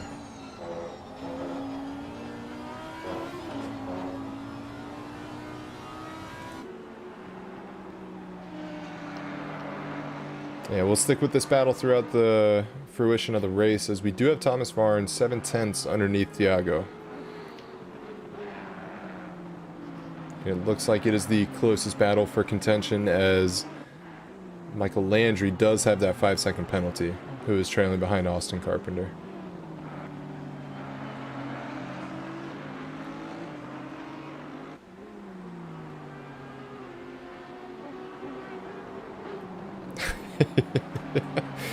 Yeah, I'm sure Tiago has a few gifts queued up already for this. He did his little search. He's like, alright, if I search this, what pops up? Cool, alright, I'm gonna use that. Alright, bet. That's Look why, at he's the only, different, that's why he's only in third. He would be higher, but he's currently looking him up right now. Oh no, Bruno Vasquez with the slap of death on the last lap. Drive-through penalty. I would assume that's track limits. I would Yeah, I assume think the so. same thing. Poor That is, guy. Devastating. Like, awful. That is just awful. You hate to see it. You really do. Tiago made up half a second on that last lap. A speedy boy. Leader has Yeah. finished the race.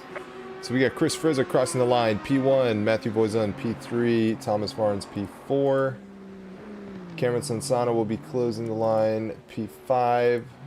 Austin Carpenter behind him, closely followed by Michael Landry in the Ferrari at P7. Bruno Fabiano, P8. Ali Guy, P9. Chris Stevens, P10. Bruno Vasquez, P11. Michael Louis, 12. And then Steve Davis, P13, and Dave Hussar at P14. Now, the placements that we listed here will change due to the penalties that are incurring here at the end of the race. Bruno Vasquez, yeah, that 30-second penalty that's very tough. It's going to be very tough. All right, let's take a look. So top three for race one, you have Fabiano, Carpenter, and Ike Guy. And race two, top three is Frizza, Voisin, Go, go, go. and Alves. Good race in there. Let's go ahead and cut over to the red split. Sorry, not red split, the pro split. Yeah, we're in finals, man. That's right. The professionals. The Oh, professionals. Look at this noob with his menu Green light, music. green light. Go, go, go. Hey, you know you like the menu music. It's sensational. So just the end of practice. Rob, you going to stick around? God, no. Do it. Do I know what I said last do week, it. but man, I got nothing to contribute. A wild Ryan appears. Hello. That's how I looked. That's how I felt. That mayor's driving right there.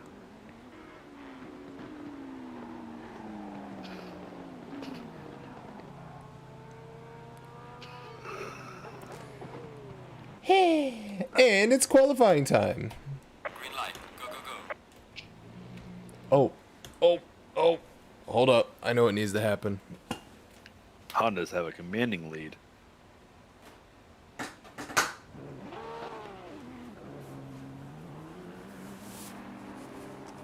Ryan. Race 3 of 4, gents. Ah, it's time for a crispy What? boy. What is happening? I don't even. What the hell's going on? You can't hear it, but I just opened a beer. Oh. What else is new? Not too much, to be completely honest. this is the highlight of your night. Yeah, it's been a little bit. What do you got? What are you drinking on? It is a 3-notched. It's the last in my pack that I had. 40-mile IPA. Man, people with your IPAs. IPAs. EPA. Anyone remember that Simpsons movie? EPA. Yeah, what was that one? The Simpsons movie? Oh, the movie. That's right. Yeah. I was like, what episode was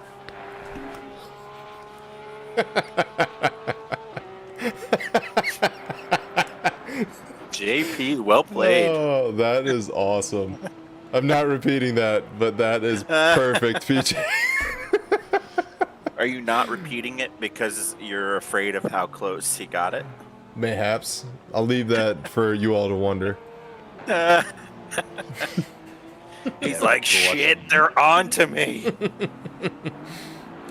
For those watching the VOD, just make sure you click on the chat replay and enjoy. Feast your eyes.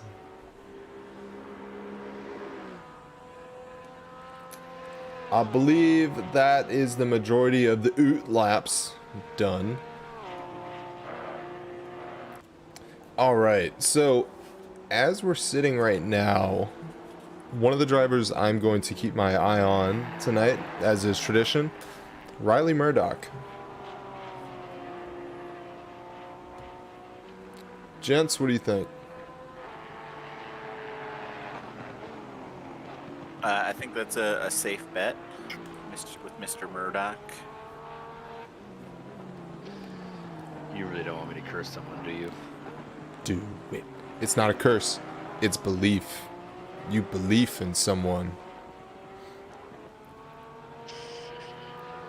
Today I'll be taking my talents to Dornell's. Ooh.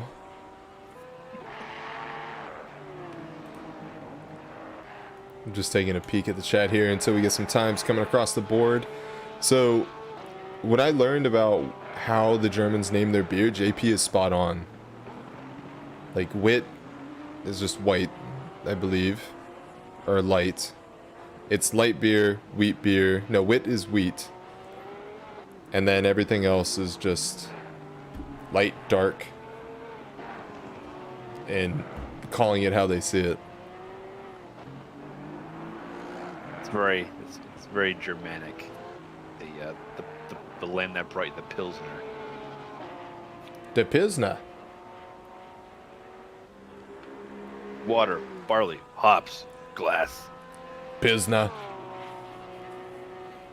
It shall be known as the Pils. We got some times coming across the board here. Hamza Golzar, welcome back. 43.4, closely followed by Simon Salomon, 1/10 away.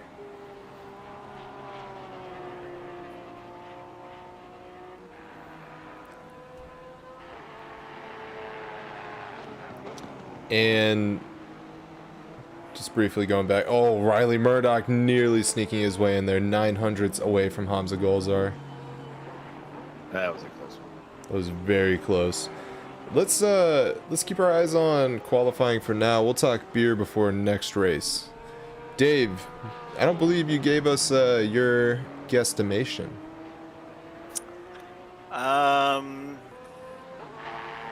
Let's see.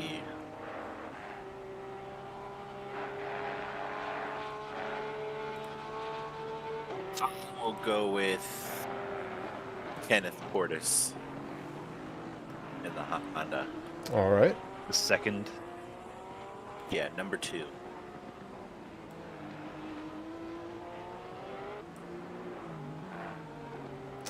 As we said before, I am very curious to see how the Honda performs tonight.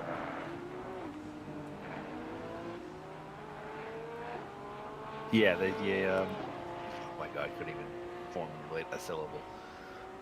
They are Bonker? fast. Can be a little twitchy. So while we're still going through qualifying, the standings are currently Tim Brook in P1 with 118 points, Riley Murdoch in P2 with 107 points. P3 is Nicholas Alvarado with 101 points. And then tied, I guess technically for fourth, would be Hamza Golzar and Renato Dornelis at 97 points. And it's interesting because that is exactly the battle going into the pro races that we were looking for. And it's very interesting to see those two where they are in the standings. Not saying or taking anything away from anyone in P1 and P2, Tim Brook at P1, but just very interesting.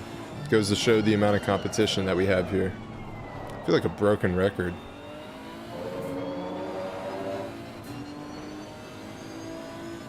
Yeah, a lot of the usual suspects. Are you laughing at Moritz's comment there?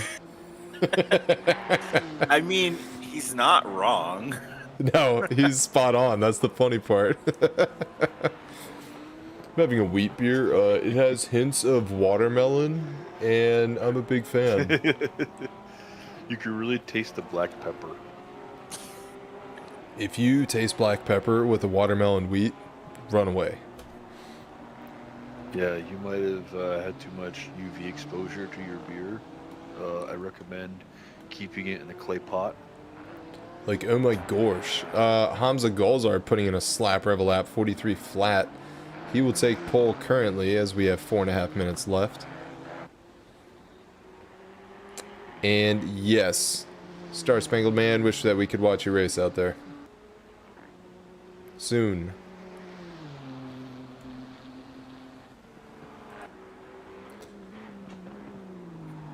Had some more switching up there at the top. Riley Murdoch's going to take P2 now. Renato Dornelis, P3.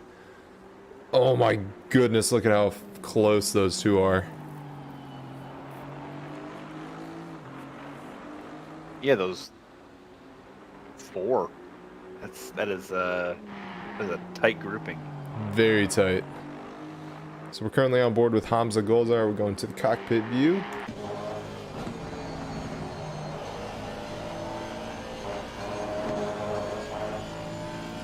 If you taste black pepper with hints of burnt toast, call your doctor. Either that or you just had a horrible wheat. Yes. I don't have the black pepper, but my left side is that part of the beer? You can't call your doctor in America for that. It will cost too much. It's true. Just Google it. It'll say you're dying anyways. WebMD, yeah, for sure. Yeah. Turns out I'm pregnant. Even if you knew.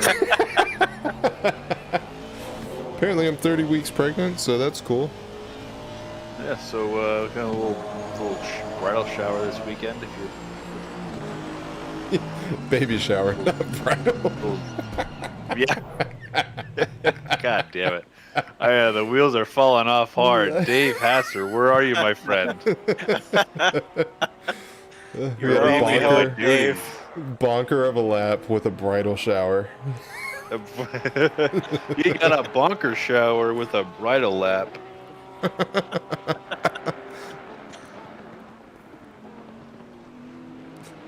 What is this, JP?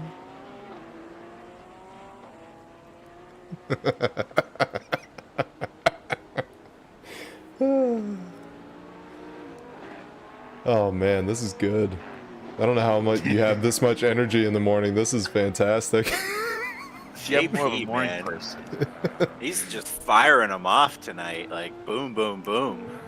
Love it. Dave Hasser, welcome aboard. Good evening. How you going? Pretty sweaty after that, but had some fun. Yeah, there Yeah. was this new guy in the split.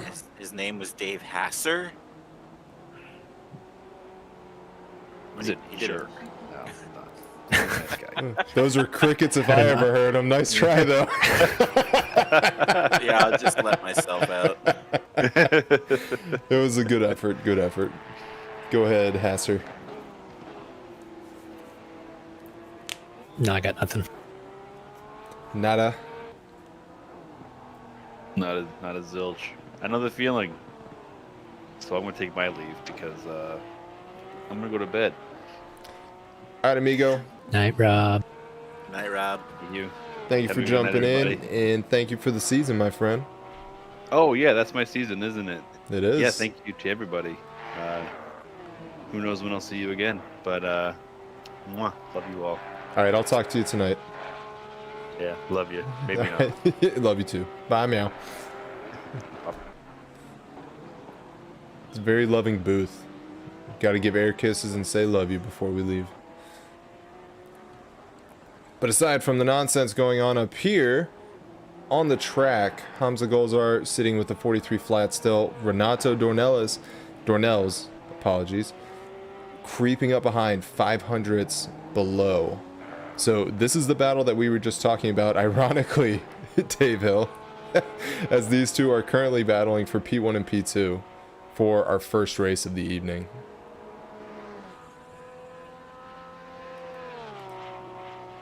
Currently tied in points, so it'll be fun to watch.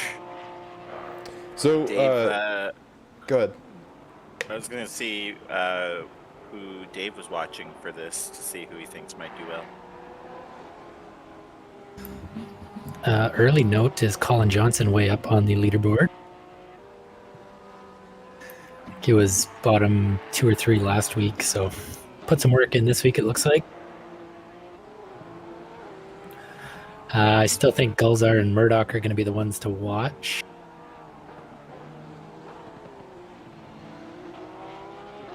Currently in points, Murdoch has 10 points up on Golzar.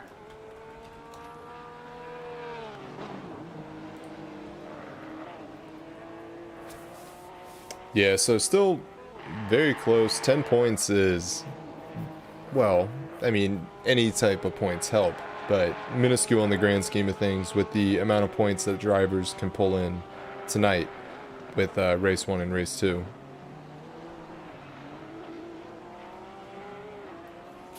Yeah, I think they can get up to 60 points in the first race and then 90 in the second.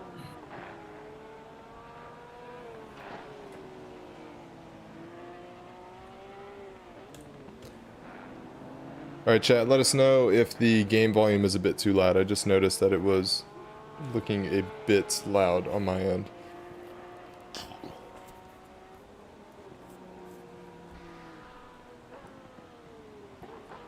And that is a wrap. Hamza Golzar is going to keep his P1 position going into race 1. Renato Dornelles will follow in suit at P2. Riley Murdoch P3. Nicholas Alvarado P4. And Colin Johnson P5. Got a bit of a gaggle of Porky Boys here.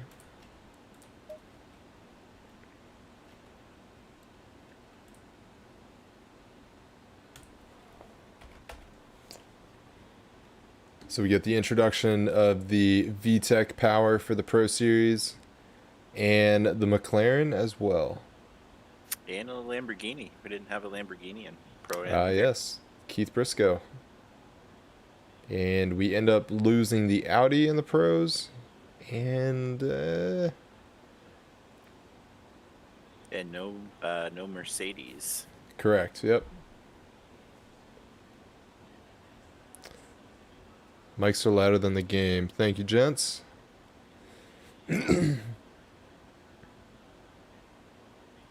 Dave, in the last race, do you know what happened to Trevor Hilligans? Just disappeared. I think he just had connection issues. I'm trying to... There was one person that had their VR disconnect, but I believe that was 808. Louis? Oh, yes. That was in the first race. I Yep, think that was in chat. yep. Hilligans, I thought, posted in our chat room that he just disconnected or had some sort of issue. Yeah, that was unfortunate to see. What, JP, you hating on my my drone skills here?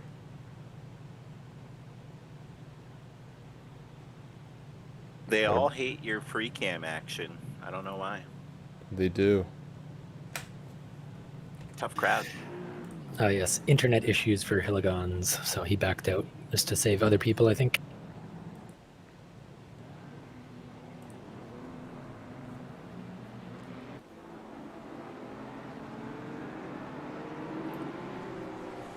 Always unfortunate when you have things out of your power that take away from the experience.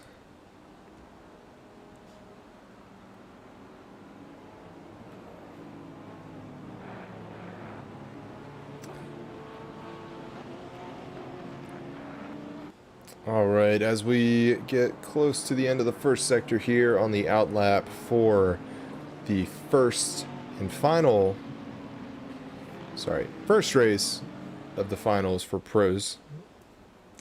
Be interesting to see how this falls out. Hamza Golzar, Renato Dornelles, two very good drivers looking to compete at the pointy end. So we'll have to see if we get into any sadness as we saw in the Pro-Am finals, or if they will keep it together a bit cleaner. I Oh, feel like historically we have seen more aggressive driving with the pro drivers. Yep. So we shall see. Yeah, it was a bit of a shakeup for Pro-Am this week.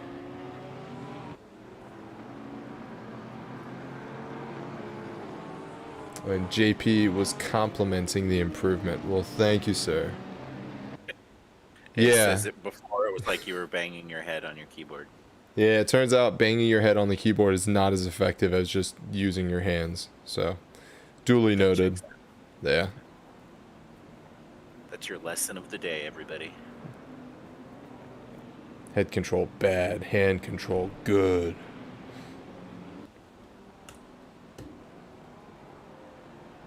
So we will not repeat the nonsense that we had in the first two races.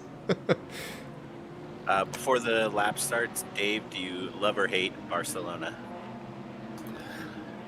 I don't dislike it, but I didn't have great races this week, so recency bias says it's terrible. That's fair. I can respect that. I would be in the same boat. Alright, so I'll go ahead and call the race start here.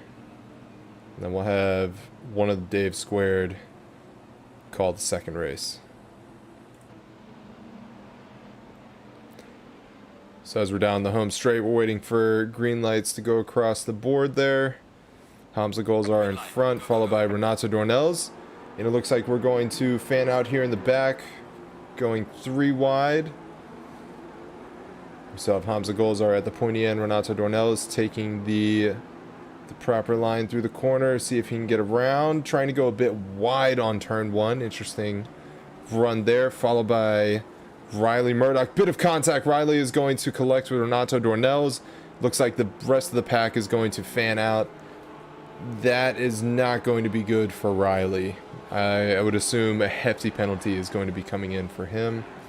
The question now is, will we see the safety car moving? Looks like he's still at the entry to the pits. Potentially not. No, safety car is coming out, I believe. It's moving pretty quick now. Nope. Oh, no. Going in the pits. It looked like Sorry, that's- cleansing started in the pits. Yeah, that's what confused me. I saw a car moving fast out of the pit lane, but that was Grant joining the party fashionably late.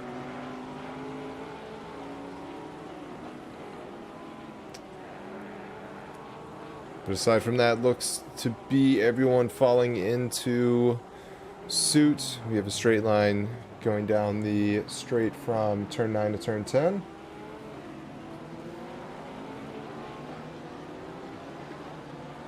And Hamza Golzar has taken a fairly distant lead, almost 2 seconds ahead of Andy Meyer and the Porky Boy.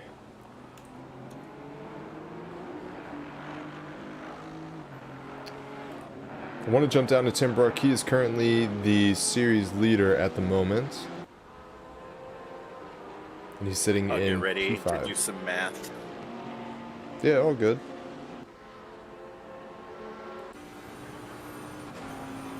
Looks like Simon's going to attempt to get the most tow that he can off of the big Boatley that we have here.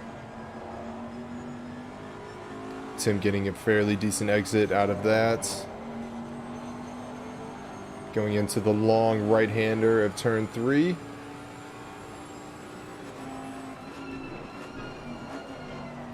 Looked like he was going to attempt to take the inside Colin Johnson there, but did a good job of pulling out.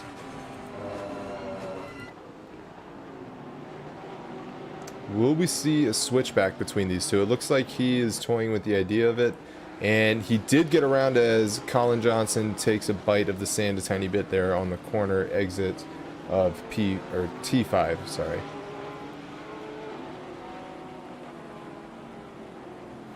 And Tim Brooks slowly moving up in the ranks, sitting at P4. And we have a Porsche off Simon Salomon, it looks like.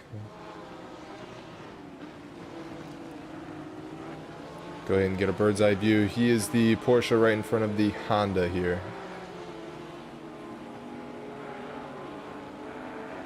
God, that curb is deadly. Oh, Porsche in the wall. Yeah, so that's a replay. That was going through turn 9. Looks like he bit off a bit too much of the curb or had attempted to get back on power a little too early and resulted into the spin into the wall there. Unfortunate.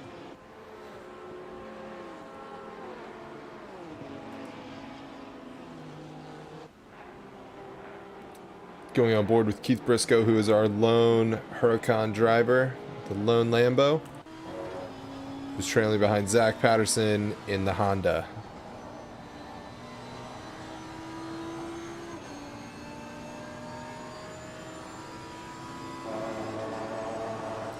So in terms of new cars that we could potentially be seeing, Dave Hasser, have you heard of any? Go ahead, Dave Hill. Riley Murdoch's getting a 15-second penalty for that collision on lap 1. Yeah, that looked like a hefty incident. And we have Philippa in the chat saying that the spin is from not being on power in the Porsche. Interesting. Complete opposite of what you would expect.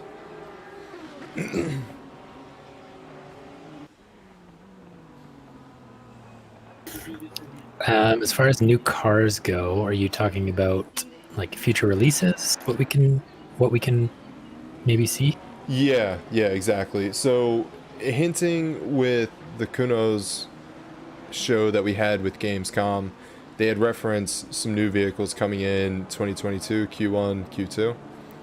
Do you have any ideas what could potentially be coming aside from the already confirmed Beamer? So I think GT2 is pretty likely. So I believe that's 4 cars at the moment. And then I just saw today or yesterday that Lotus has announced a new GT4, so that could possibly be coming into the stable. Yes, and that is a very sexy looking Lotus. Big fan of that. So beyond that, I think that's probably it, unless they... Are there any Evos of the current, like Evo 2s of the current models that are coming out for 2022? So I know the Audi is getting an update, but I don't know if they'll throw that into the game. If they did, it would essentially have two Evo generations and then the standard that was released 2015, is that correct? Yeah, okay, so Philip is saying Audi and NSX are getting Evos, Got or it. Evo 2s, I should say. JP says maybe TCRs, but I don't believe SRO has rights to any TCR series. They race in North America, but from what I've heard, the licensing there is kind of weird, and it's not really totally owned by the SRO. They kind of host them, but it's a weird situation. So I'd say that's unlikely, but I would love it if TCRs came into this game. That'd be sweet. But regardless, some new vehicles would be nice to play around with coming up here in a few months. Very curious to see how the Lotus would play out. I believe it would be comparable to the Janetta. Oh, I love the Janetta. Dave Hassard rode in the Janetta for the GT4 championship. You liked that, right, Dave? The best car. Yeah. The best car. it was favored by the calendar in that series. It would be pretty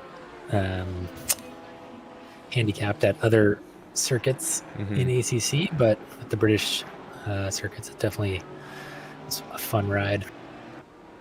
Yeah, you had the luck of go-kart tracks in that series with the exclusion exactly of Silverstone. what it's designed for. Yep.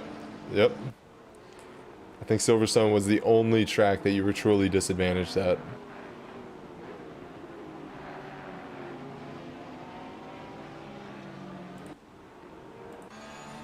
So we're sticking with this battle here for a little bit longer on board, viewing the tail end of Andy Meyer's Porsche, as we see Keith Briscoe trailing behind in the Lambo. Hamza Golzar having a commanding lead, 6 seconds ahead of Nicholas Alvarado.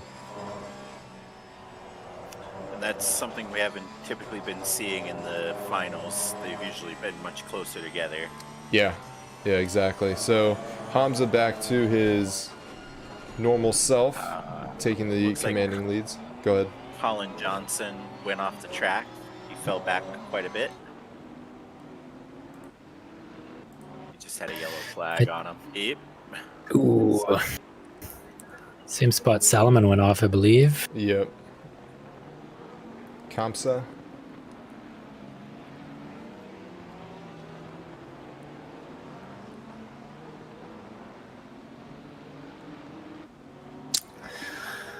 I think I commentator cursed Colin, talking about him in qualifying. Should have said nothing, let it go unnoticed. Well, we're 2 for 2 between you and I, and then Dave Hill. Who did you pick? For this race, Yes. Kenneth Portis II. Okay, that's right. So you're still going strong. Let's go on board here for a little bit. Oh, don't do that. How to fix all problems in the Porsche. And then in the Pro-Am, I picked Trevor, and he disappeared. I broke his internet. You've had some luck there.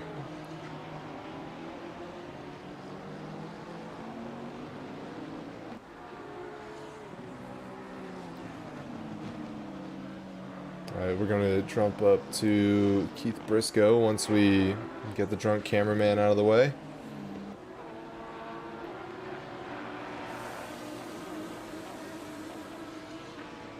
As he is currently 4/10 underneath Andy Meyer. It looks like he got past Andy Meyer. Apologies. He is now 1.6 seconds away from Zach Patterson in the Honda in front of him.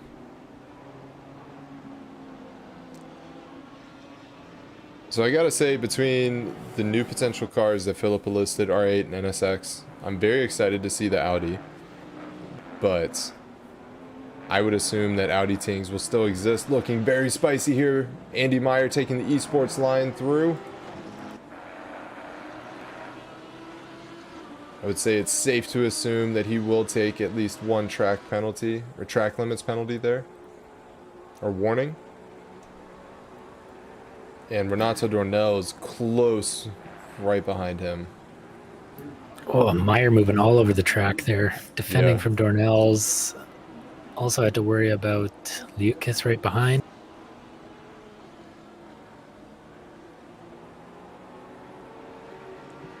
Yeah, getting very, very squirrely. Looks like he had not the most ideal exit in turn 3. And Tatis Lucas is knocking on his door quite often. As we see Riley Murdoch, looks like he's making his appearance in his rearview mirror now. Riley's going to overtake Tatis, and he will be trailing behind Andy Meyer.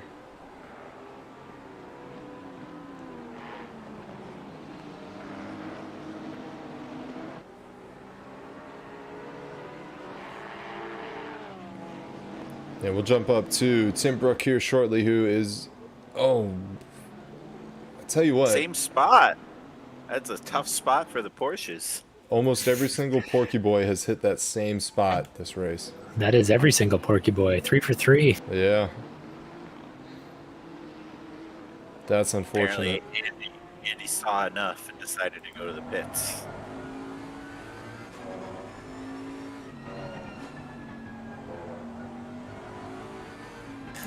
Classic advice from Philippa in the chat, just go faster.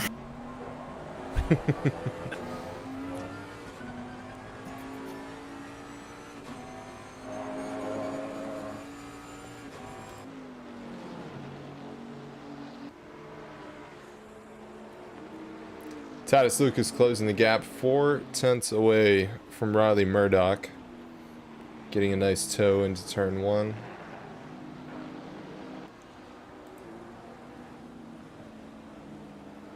We'll have to see who fares out with the better exit from turn 3. Looks like both will have a decent exit. Riley's going to slowly pull away on this tiny straightaway going into Epsol turn 4. And decent battle in front here. Let's go on board with Renato Dornelles.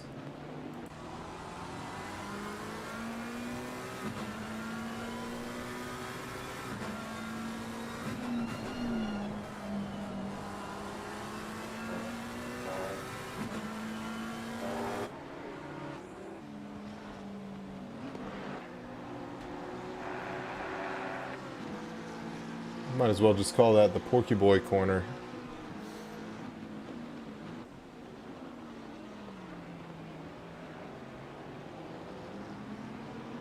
And it does look like we have 2 of the Porsches in the pits currently. Colin Johnson being the lone remaining on the out on the track. Hopefully he'll get that turn down and not see the same sadness that he saw here in this race.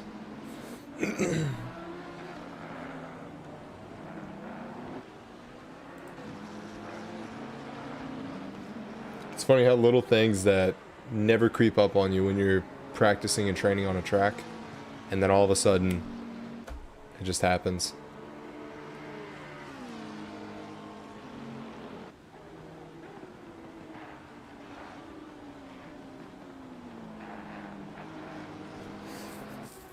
Philip in the chat saying if you come off the throttle, insta-death in the Porsche. Yep. Can speak from experience. Porsche likes a bit of throttle almost always. Yeah, if you come all the way off really rapidly, it's definitely going to end poorly for you. Well, must be due to the weight distribution, right? Since it is a rear engine car.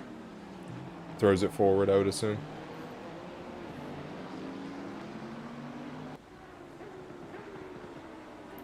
I'm trying to think.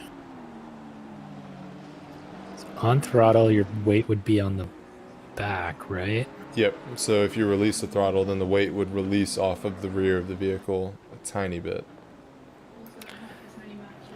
Which probably kind of starts a pendulum if you're not expecting it. Which Yeah. that's kind of the reaction you get, is it kind of just kicks around on you. So Right. I don't do physics good, but I think that's what's happening. That works for me. Heard it here first, folks. There you go. And Philippa just echoed exactly what you said. Acts like a pendulum. Oh, bit of contact there from Renato. Oh, Oh, look at that, Dave. yeah. Rip. I believe it's safe to assume that Renato will be taking in a 10 to 15 second penalty due to that hit. We'll have to see the penalty that will be coming in about 2 laps.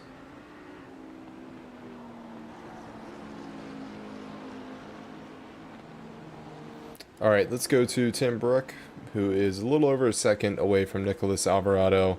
Hamza Golzar with an even greater lead currently, 10 seconds ahead of Nicholas Alvarado.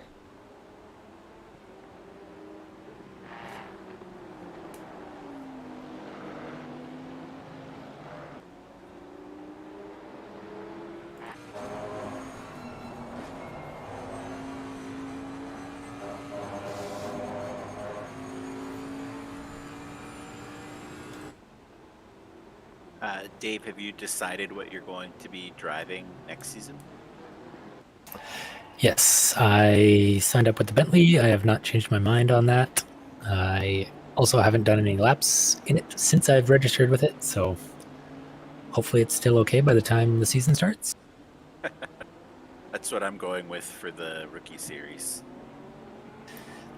I've driven it, it's probably over a year ago now in another league and had some of my best results in it, so hoping to recapture some of that magic.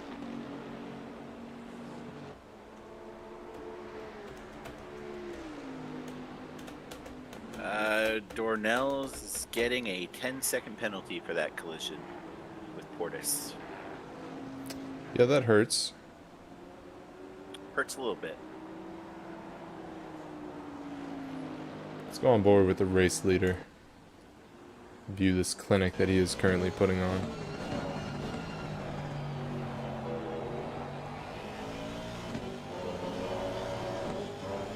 To say his best lap was a 142. Yeah. His best lap is currently better than qualifying. 142.942.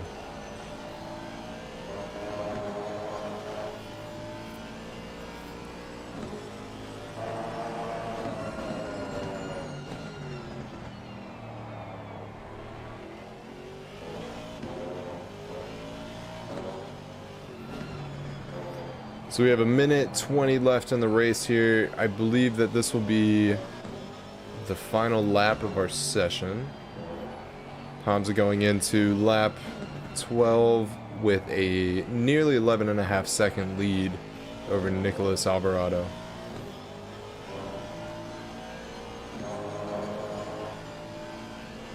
Aside from that, we do have Riley Murdoch close behind Renato Dornelles. However, with those penalties, those two are essentially out of contention.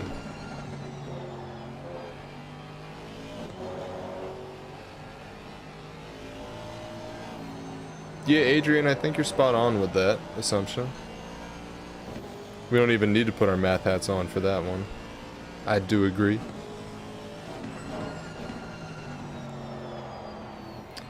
Dave Hill. Oh, I'll get it. Hamza, I believe he's 20 to 30 points below. I think it's 20.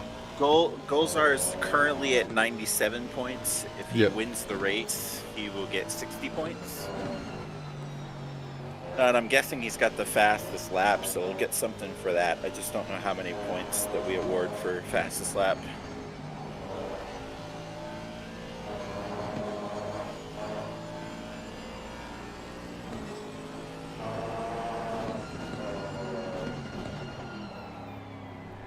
Adrian threw some numbers out there for you.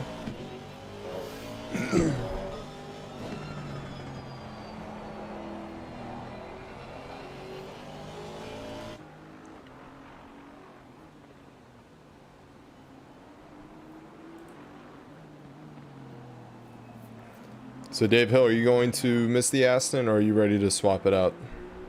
I'm ready to change it up. Yeah, that's fair.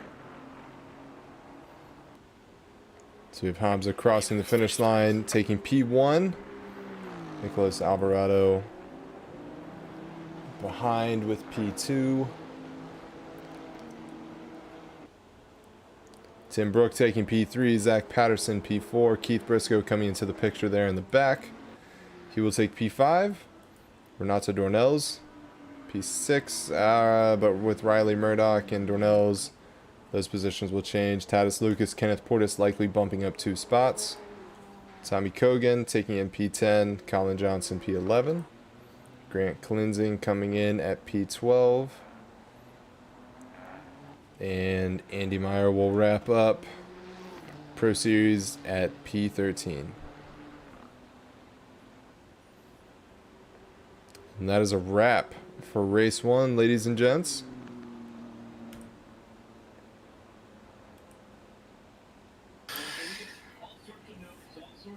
A little eventful at the start, and then kind of self-inflicted from there. A couple penalties, but pretty good overall. I hear you watching football in the back there, Dave. It's tennis. That's tennis? U.S. Open. Ah. Because Tony Dungy was speaking at the same time when I heard something on your TV. Alrighty, so Cam says they give 3 points for the fastest lap. Got it. See if we can see who had the fastest lap on that one. Could you imagine driving one of these cars?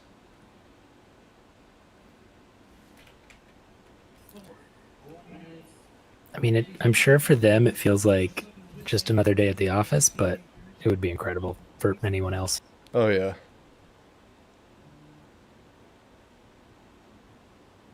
So many buttons. So I've got Golzar with 160, Brook with 158, and Alvarado with 151. That's including the 3 points for fastest lap to Golzar.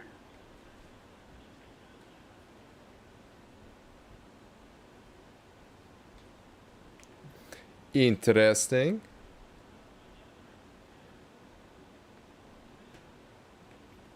It's amazing I can actually see the details on cars now.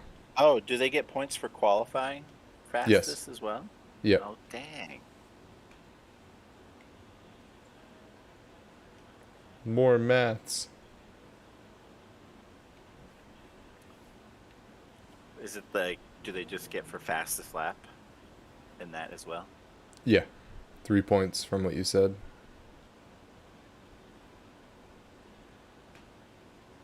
If I'm not mistaken.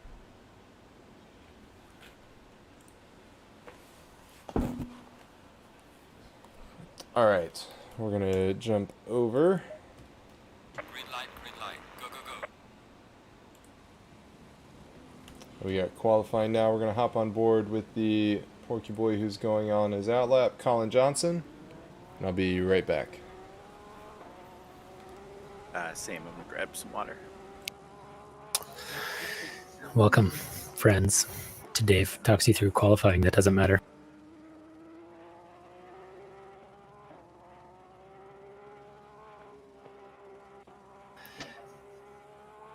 Colin Johnson starting on pole in our reverse grid, so he's got to go out, set one valid lap. Doesn't have to be fast, just has to be valid.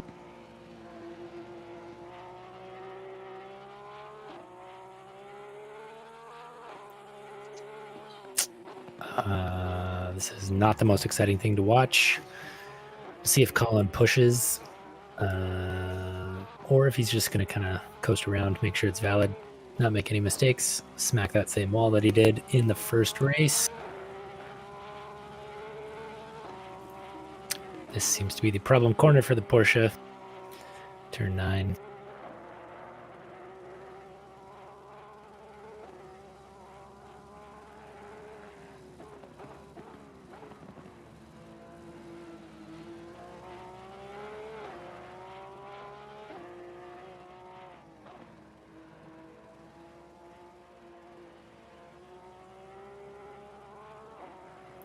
For those of you that have driven this track, what is your least favorite corner?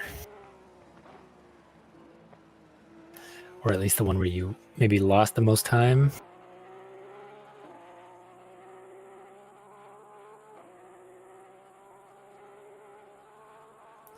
So we just do the one lap so that the qualifying session is valid. I think it causes issues if there's nobody that sets laps when it ticks over. So we just need one valid time on the board so that when it ticks over, the next race session is good to go.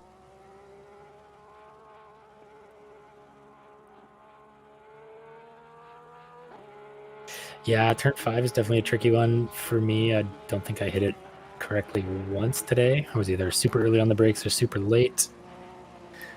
But I think the final chicane is probably where I was losing most of my time today.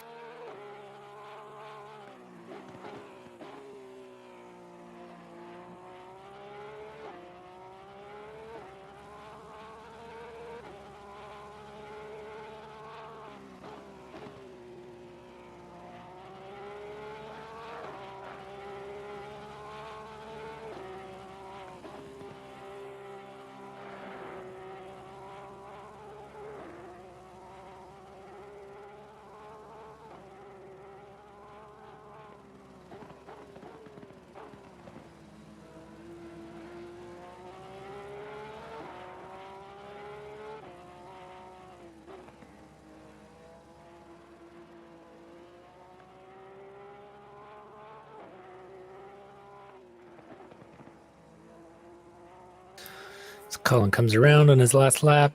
Or sorry, last bit of this lap. Hopefully it's still good. Don't think he's made any off tracks yet, so should see a time come up here. Doesn't really matter what it is. 46.0, so quick but not crazy.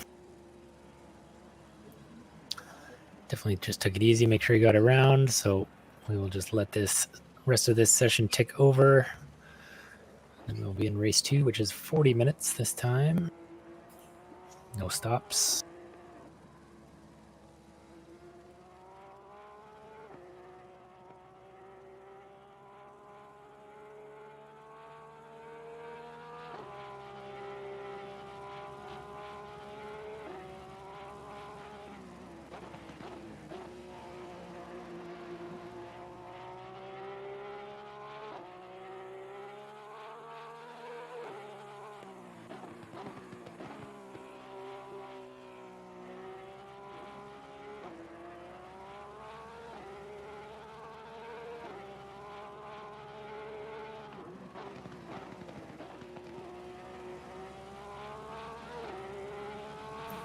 Colin just getting some extra practice in here, running out the timer.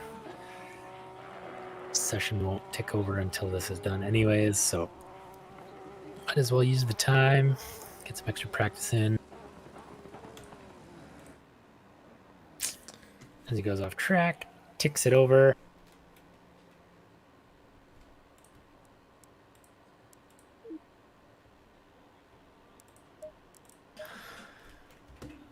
And we are ready for race 2. So reverse top 10 in this one. Colin will be starting on pole. That's why he went out.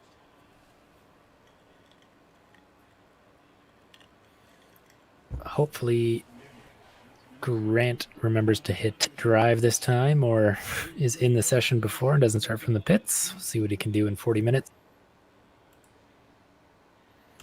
Sorry about that, gents. I had to wrestle with my air conditioner. Or HVAC, rather. It's all good. Everyone enjoyed. Dave talks through quality. That doesn't matter.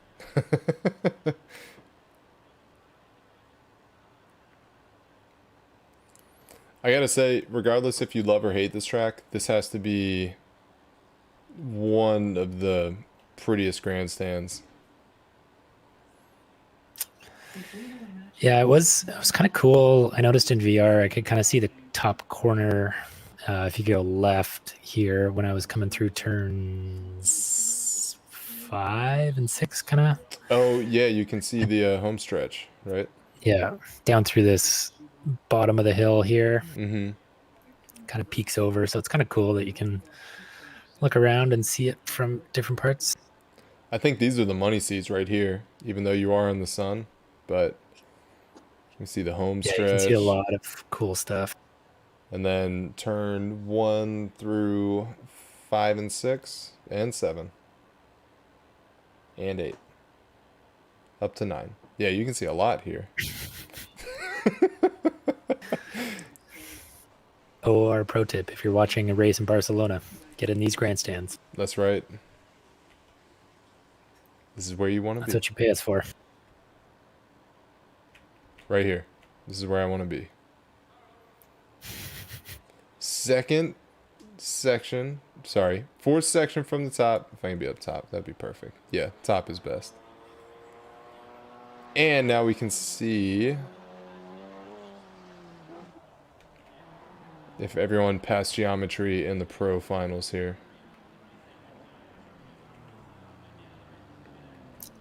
So I was last in race 2, and the grid was moving before I even got to the back of the pack, so I think it was rigged against us.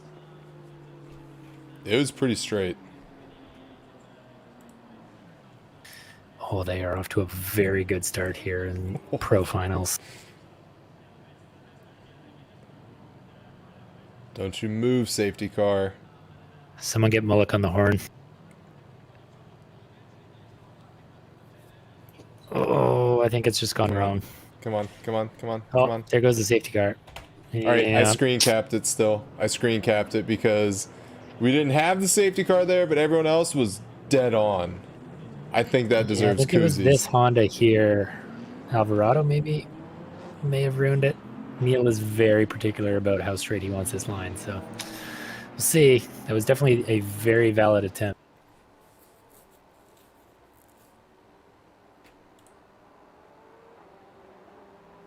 Dave, you there?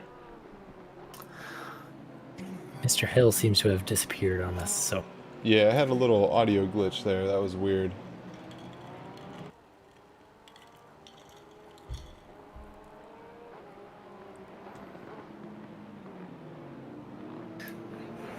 two-man show for now. That's alright. Virtus in the chat. The fans always face you. That's fucking terrifying. Yeah. You go in the stands, it's like the Mona Lisa. Everyone's watching you. Always watching.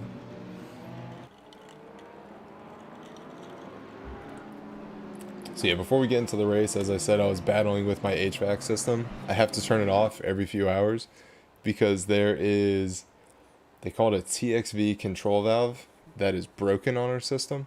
So it can't regulate the refrigerant that goes into the system to cool the house. Sounds not ideal. Yeah, no, it's expensive too. So yeah, definitely not ideal. Ooh, Yeah.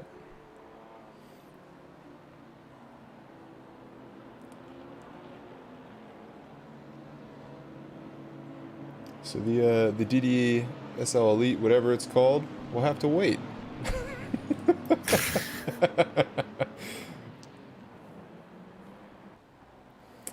All right, Hasser, you want to take the race call? let's On lap do one? this. Looks like Christmas at the front of the grid with all the Hondas up here. Mm-hmm. 'Tis the season. Colin Johnson leads us around the final corner. He's going to lead the pack to green.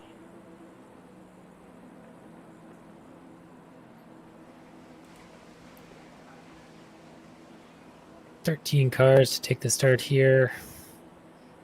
Johnson covering the middle very much off the start. Green flag.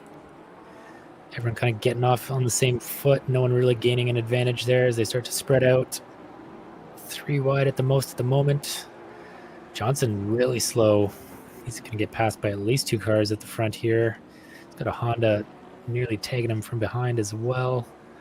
So Johnson goes from 1 to 3 within 1 corner. Dornell's back into first. Ooh, Kogan drifting way out.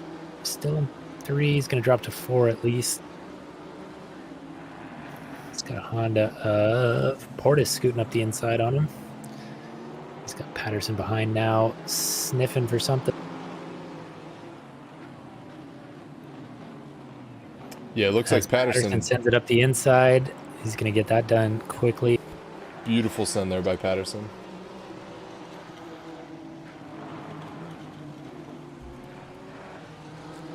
Bit of door banging there on the bottom right hand of your screen as Tommy Kogan taps Zach Patterson at the slightest. And it looks like Tommy will retain his position. Well, we had a car off on the back. Did we see what type that was? Was it Tim Brook? 1, 2, 3, Andy Meyer. Oh, Oh, no. lots of styrofoam all over the place. Let's see if that was that same corner. It seems to be catching the Porsches out. It looks like it. Oh, but it was even before drifted the curb. around.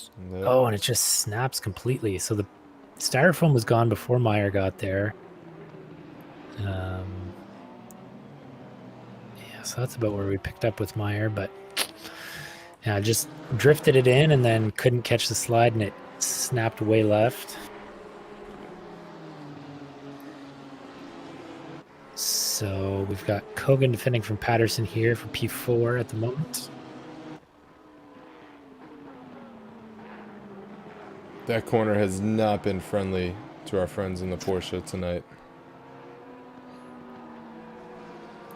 Patterson's got the inside coming onto the straight here. Looks like he's going to get that done. Kogan maybe drift in behind, get a bit of slipstream. Briscoe's snuck right up as well, so he's going to be right in the mix as well. So we're on board with Keith Briscoe right now on the Lambo. Trailing behind Tommy Kogan. Fastest lap currently of the session is still quite high, 150.1. We'll wait until this lap is finished to see what drivers are starting to pull in terms of times.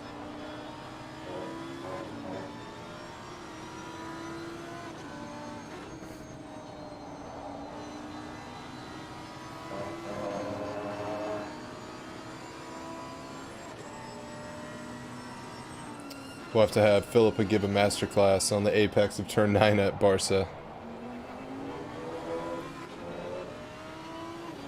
It is very interesting that every Porsche tonight has had issues at that corner. Yeah, it's definitely almost looks like they're not expecting it there, which leads me to believe they didn't maybe push as hard in practice if they did. So curious to see them all make the same mistake at the same spot, or if that setup the teams developed is just very sensitive there and it's just on the knife's edge. So if you're offline by just the tiniest bit, it's going to bite you.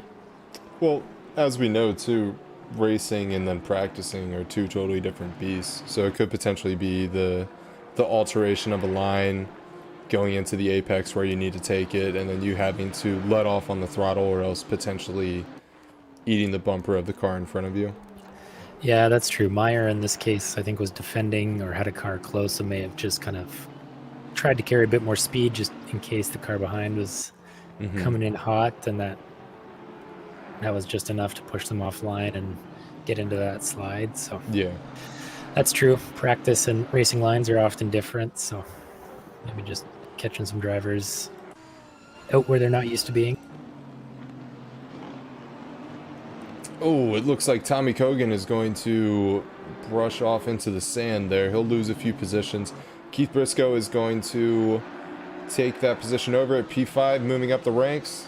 And now he is following behind Zach Patterson. Nearly just under 2 seconds away. And he'll have some clean air here to put in some decent laps.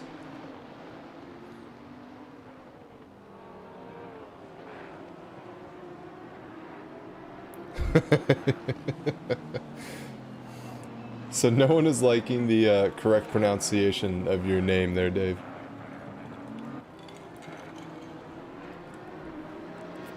Philippa saying it sounds wrong. She refuses to accept it. And then we have Moritz, who is awake, saying that all of North America sounds wrong now. I've just shaken up the world order last week. You took the OOR Discord and shook it like a Yahtzee barrel.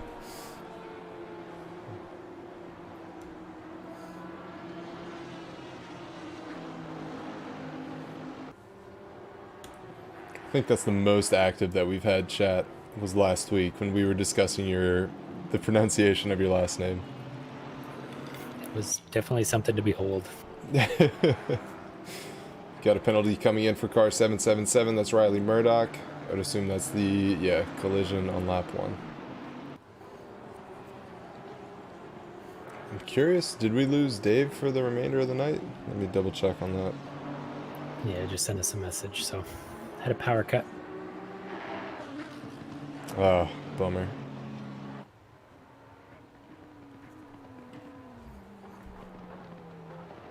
Yeah, we lost power for 8 hours 3 months ago. That sucked.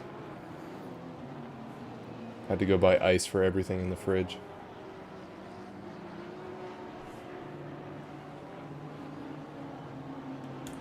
Got Moritz saying that Yahtzee is racing an AP Pro.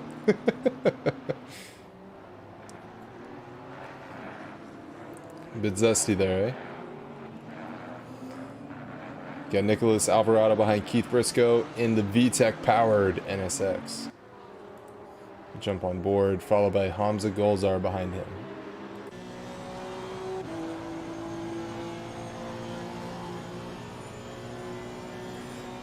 So for anyone who was tuning in last week, we were talking about the best racing movies. I was able to take a look at Days of Thunder. I didn't finish it, but I'm about 3/4 of the way through. Have you seen it, Dave? I have not. I've seen GIFs. Yeah. Does that count? Wait, GIFs of it? Yeah. Not peanut butter. No. I'm allergic. Ooh, good to know. But, I think it counts for some of the biggest moments in the movie, but overall, I don't know. I guess I expected too much from it. It was okay. Not terrible.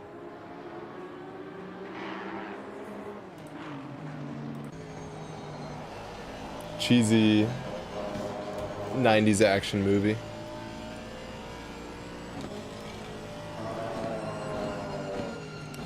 No, Philippa, just like you refuse to accept Dave's real name, I refuse to accept your pronunciation of gifts.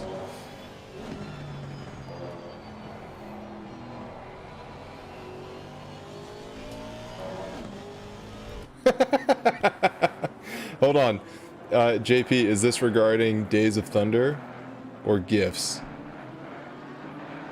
Ford versus Ferrari was fantastic. That was a very good racing film. Did you see that, Dave? Yes, I believe that was my pick last week for best racing movie, but Yes. also only racing movie maybe I've seen. Really? That's the only one? Well, I mean the Senna documentary I think Dave Hill brought up, but I don't really Yes. consider that a racing movie necessarily. Yeah, that's fair. We have the Schumacher documentary coming up next week, too. Yeah. That should be good. I thought Rush was fantastic. That was a good F1 action film. Yeah, I still haven't seen that. First Fast and Furious was about the only one of those I've seen, I think. That's not bad.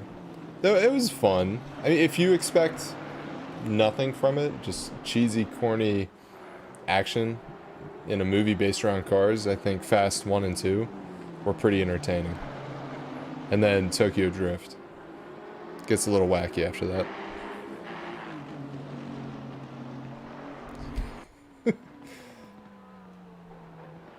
Say giraffe. Yeah, giraffe.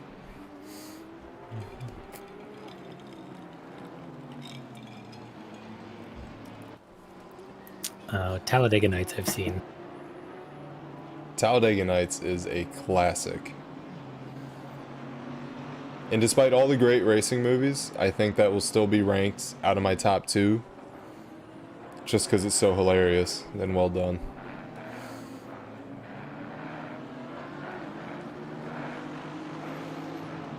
I think that was when there was a 5-year period where Will Ferrell was in his prime.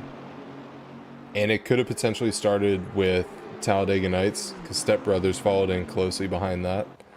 But I know I'm missing a few within this mix.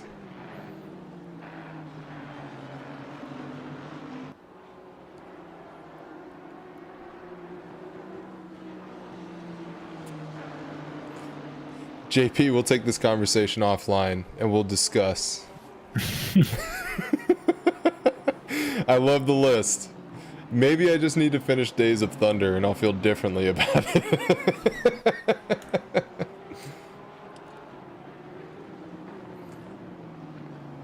So jumping back into the racing action, fastest lap of the session currently is a 43.8.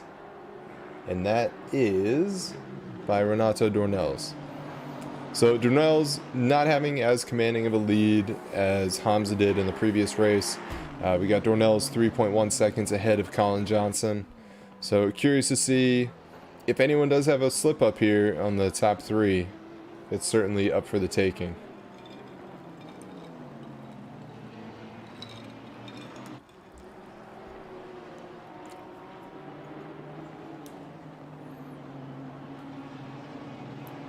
So Johnson in P2 got 2 seconds over Portis in P3, then almost another 2 seconds back to Patterson. So top 5 or so, still fairly spread out. No one really running away at the moment, so definitely still all to play for here. We've got 27 minutes to go.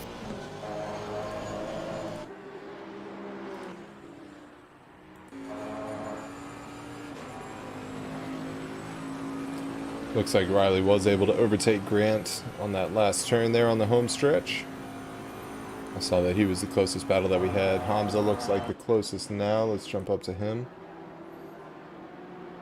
And I believe he was able to overtake Nicholas Alvarado into P6.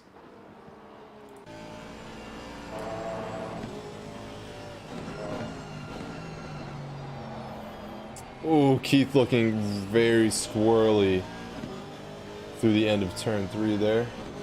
Sorry, turn 4. On this track, I believe that, and it's pronounced Sayat, turn 5, the blind downhill left-hander may be the toughest turn on this track, because it's very difficult to find a good braking marker. I mean, granted, when you're looking for the different shades of tarmac in the track, it's easy if you're racing in broad daylight, but if the lights are out, a bit more difficult to find that braking marker. So Gulls are getting side by side with Briscoe there briefly. He's going to tuck back in behind. Couldn't quite get it done. Alvarado looking to pick up any scraps if there is some contact. As Briscoe leads this train into the chicane. And Murdoch on the back of this group, or sorry, Brick, rather.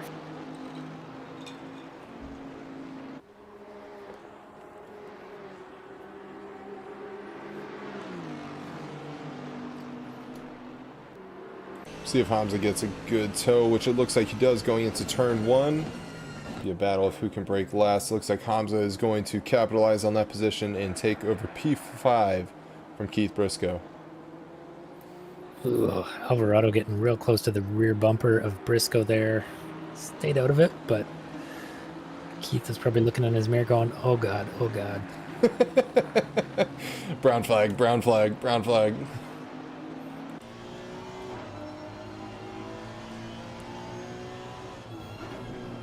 Got Adrian Bardon in chat saying Dornelles might be leading the finals at this point. And I believe you're right. However, our math man lost power.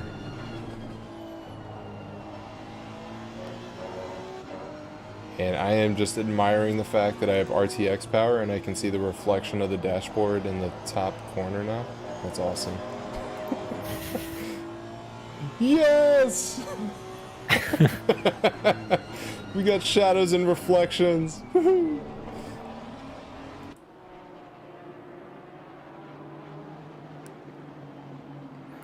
Yeah, so if Hamza gets a few more spots, he could shake the order up as well. From my understanding, potentially 2 more spots, and that would give Dornelles a run for his money if he finishes in P1.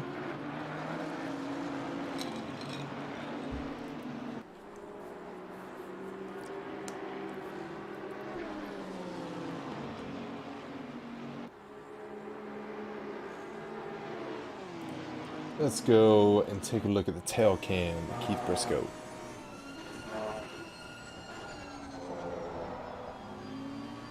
Yes, thank you, Philippa. No more potato.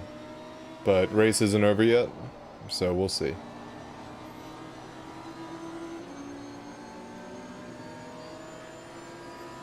Nicholas Alvarado getting a hell of a draft going into turn 4 here. Looks like he'll back off a tiny bit. Keith Briscoe getting very squirrely and wide on that turn, which you do not want to do. Let's get a look in from the outside here. Tim Brook closely behind Nicholas Alvarado. It looks like this gaggle is going to be the closest group that's battling for position currently.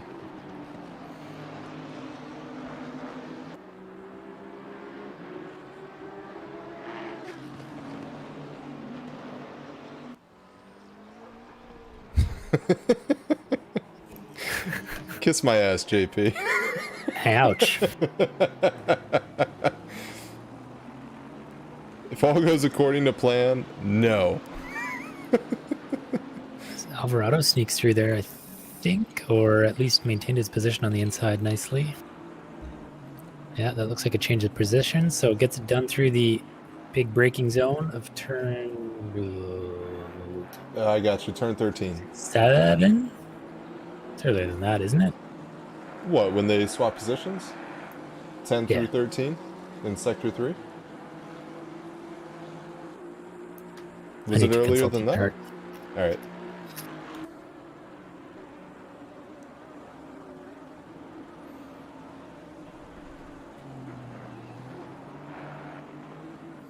Ooh, it looks like Tim wanted to get a bit squirrely there through turn 1, closing into Nicholas Alvarado's NSX, and he's getting a hell of a draft right now. Let's go ahead and get a rear view here.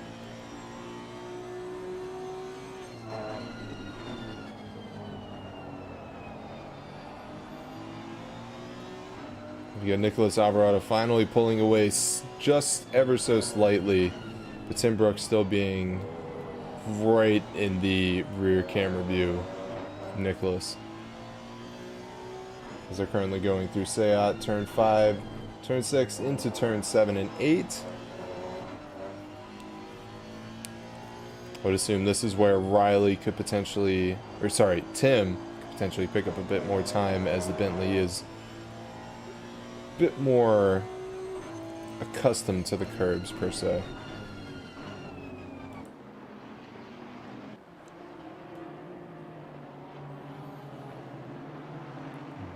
As we see the trail of Bentleys just behind Nicholas Alvarado. Keith Briscoe still holding on to P6.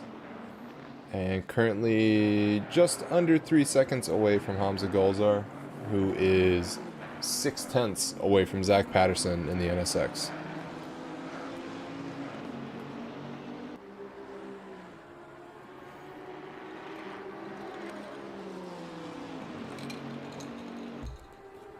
A little over 20 minutes race. We are nearly halfway through race number 2 for the North American Pro Finals. And as we said, this is the final race of Season 6, wrapping it up for every region, as AP wrapped their seasons up last night and this morning for North America, or past 2 evenings for our Asia Pacific friends. But if you're watching and you're new, go ahead and hop into the OOR Discord. You can also check us out on the Octane Online Racing website, and you can sign up for Season 7, which will be starting here in 3 weeks, September 29th and 30th for Asia, well, 29th for Asia Pacific and the 30th for all remaining regions. The second half of Asia Pacific, the EU, and also North America. Go ahead and jump in, check it out, and start racing if you would like. The Rookie Series is going to start next week, so that will be fun to see. Yep, we got track walkthroughs and practice races this weekend. Track walkthroughs are for Patreon members only, so if you're interested in those, sign up for that. Practice races, I believe, are open for everyone again this season, so keep an eye out on the Rookie channel for those announcements.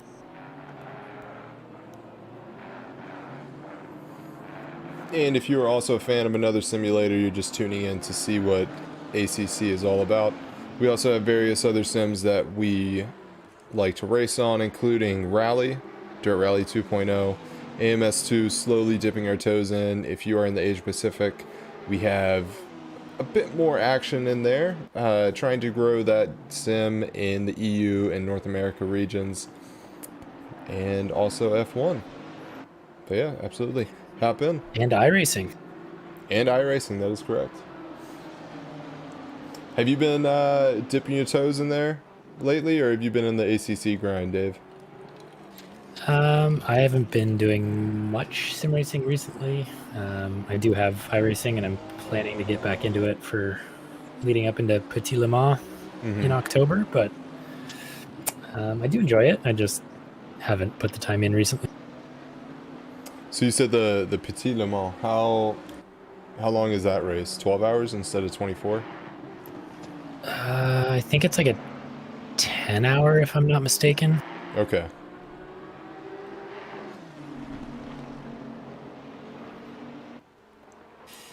Tried to do it last year, but we got crashed out within the first couple hours, so it didn't last very long. Bummer. Is that the... we got a nice overtake here. Nicholas Alvarado and Keith Briscoe. He's going to take P6 over now. But in regards to Le Petit Le Mans, is that the same race that Jimmy Broadbent did? Or am I mistaking that for another? I don't remember. Okay. So yeah, getting confirmation in chat. It is 10 hours and it is Road Atlanta, which I knew, but I didn't say. Ah.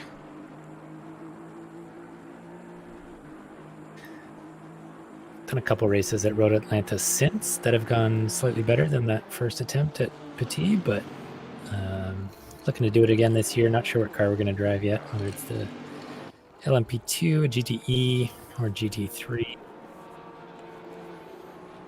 It is nice to get the plethora of cars that you do with iRacing. It is tough Yeah, with the subscription value, but go ahead. Yeah, that's the one thing about ACC is kind of I don't know if maybe it's just me, but I'm kind of getting tired of just GT3s all the time. So that was the nice thing about iRacing, was mixing up the car classes a bit. Yep. I know there's GT4s, but it seems like it's not as popular in ACC as it could be. But so we've got Johnson making a mistake there. Portis is going to try and capitalize. Not quite close enough. He's going to back out.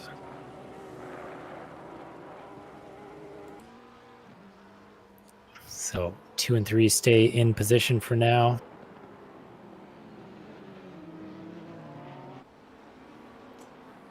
I believe you're spot on with the getting a bit exhausted of only racing with GT3 cars. And iRacing is good for that, as it does have a plethora of cars that you can race from. Ooh, big off track from Colin Johnson as he regains traction. He pops back into P3, followed closely behind by Zach Patterson, but Kenneth Portis will take over P2 here in this race.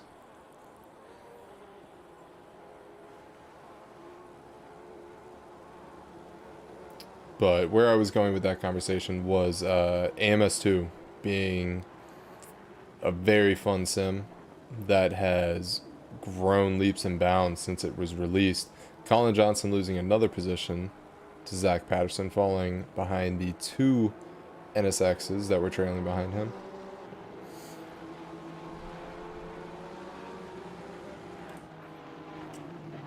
But did you purchase AMS2 and try that out?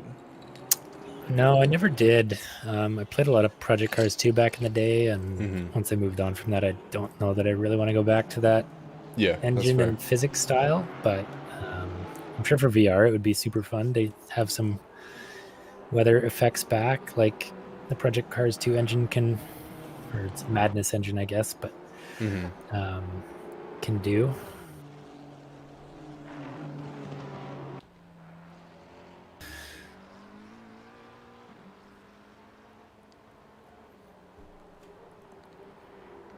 Yeah, we got Colin Johnson falling another position. He's down to P5 currently. Hamza Golzar will take over the position that he had previously.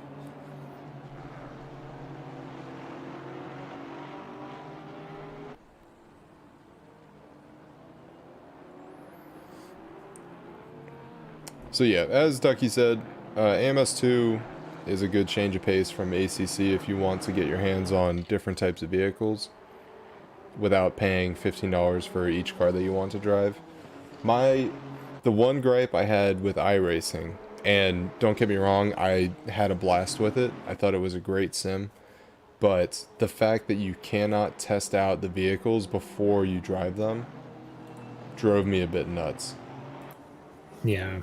Oh, big incident there. Oh, that's huge. Patterson misses P2, collects Gulzar on the way by. That's going to be brutal for him. That could be his finals hopes over. Yeah, so this is a replay right now. We're on board with Hamza in the Aston.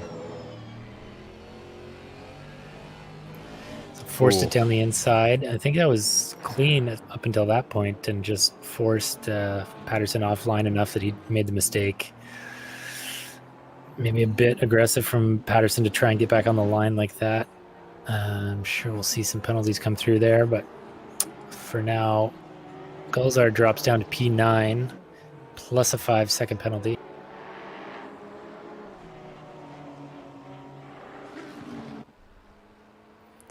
Yeah, I think this is going to be a very hefty penalty coming Zach Patterson's way, as that was quite a send. Hamza was delivered right into the wall. So I would say a 15-second penalty if there's nothing larger than that.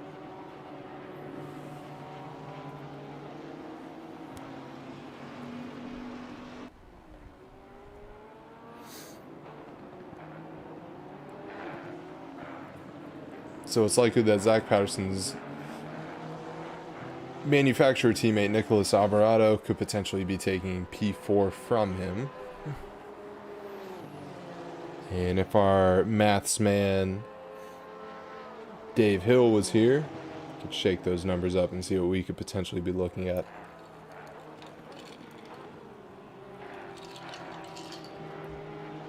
So mentioning the manufacturer teams, going into the next season, how do you think the shakeup of things where anyone can pick the car that they want to drive, how do you think that will fare out?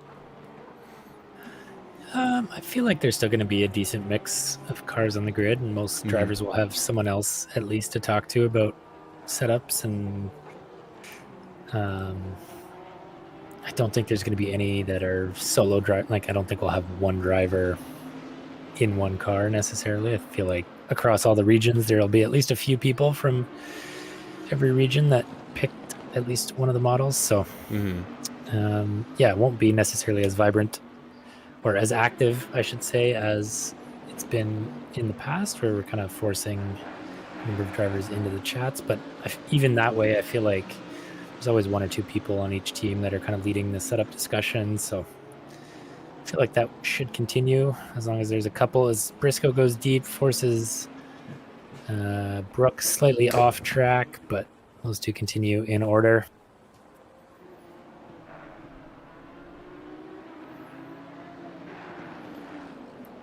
Gulzar in the pits could possibly be done for him as he realizes finals win is out of contention at this point. Yeah, that's really unfortunate. He had a great race up until that point, and a bit of sadness on turn one.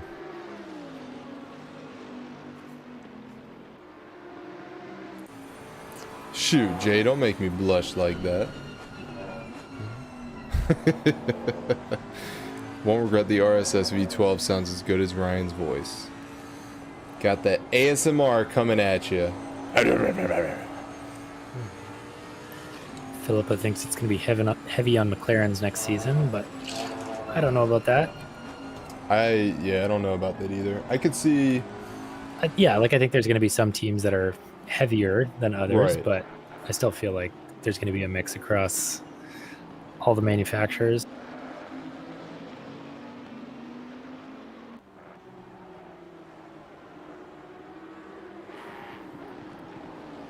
I am anxiously awaiting the arrival of our beaver-toothed friend, the M4.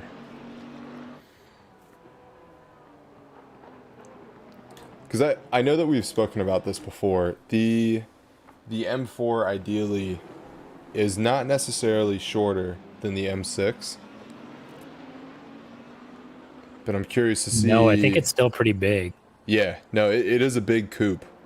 So I'm curious to see what they change up from the M6 to the M4. If it's going to be a bit more reactive, because the M6 feels like a whale. As you know, you've driven that before. Yep.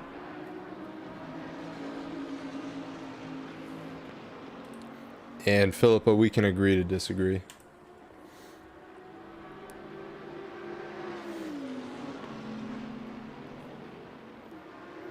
I was not a fan of the look of it when it was initially released, but it has grown on me.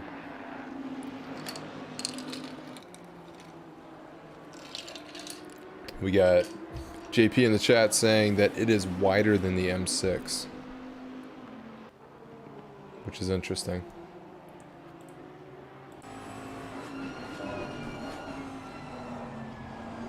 Penalties coming across for Keith Briscoe, getting 5 seconds for a collision.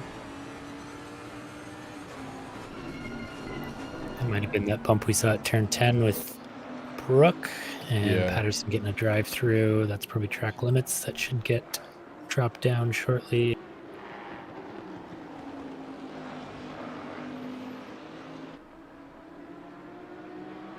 You don't think he'll have to serve the drive-through?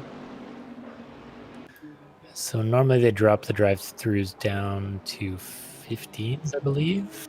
Okay. It was a 30-second penalty on race 1, and I don't know if it was due to the fact that it wasn't changed quick enough. Yeah, I noticed there was one at the end of race 2, so I Yeah. don't know if there's different rules in finals or they were just watching other things. If so, Nicholas Alvarado should be very happy right now. Oh, yes. GP in the chat, or sorry, PG in the chat saying that's possibly for the Gulzar incident, straight drive through, potentially. So that could Yes. stand. That's true. I believe that'll stand as well.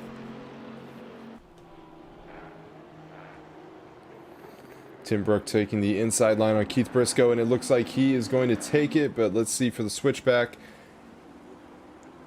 Tim Brook gets a better line and a good exit into turn 3. Keith Briscoe is going to lose 2 positions to the Bentleys now, as Tim Brook and Riley Murdoch take position over Keith. And I can confirm that was a drive-through handed down by the stewards, so that one will stick for Patterson, and he's got probably only a lap or 2 left to serve that.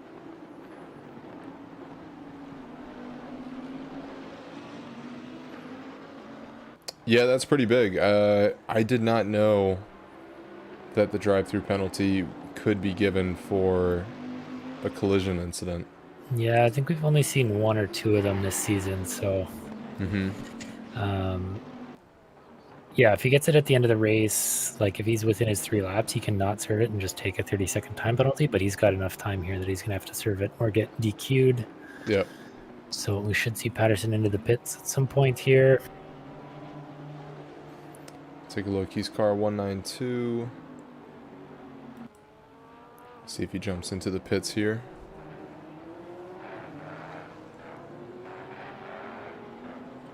Yeah, if you're within 3, yeah, it looks like he's going in right now to serve that.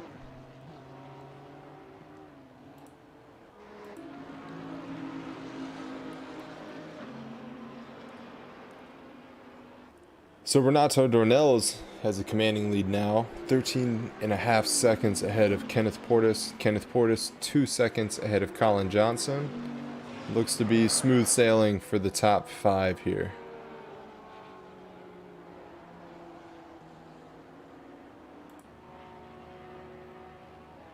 And is Zach Patterson going to continue? Looks like he will. Forgetting that he didn't have to stop at his box, or maybe an aggressive swipe at Gulzar.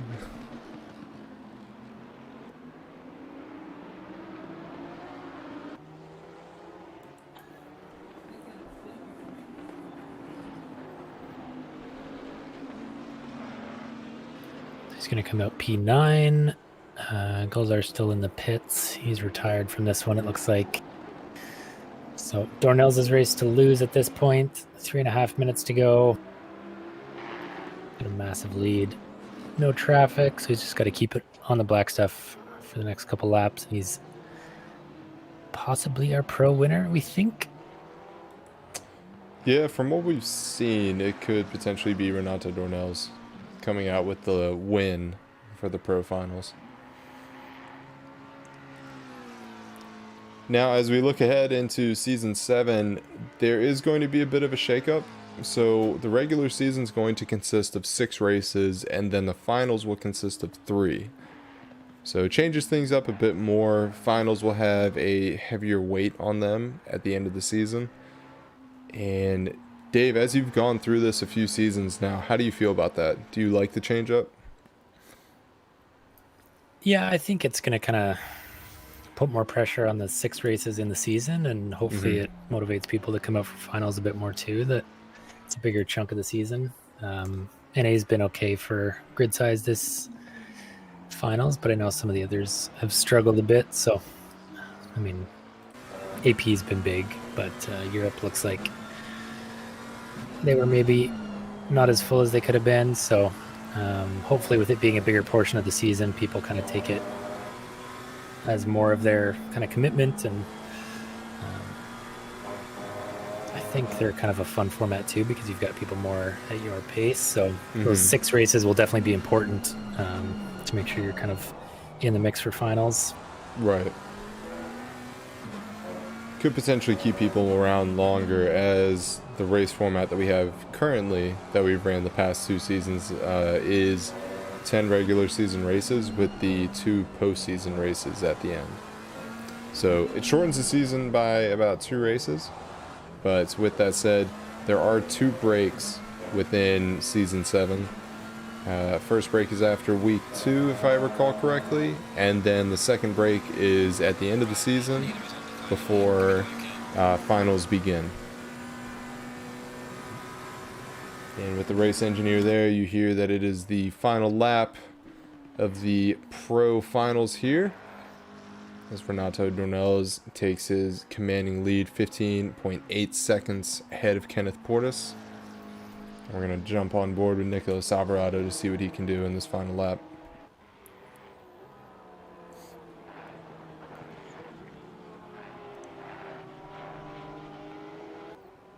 And we got Jeff in the chat saying that he would like to take this time to point out Dornelles is racing with Elijah wheel from his couch. What a legend.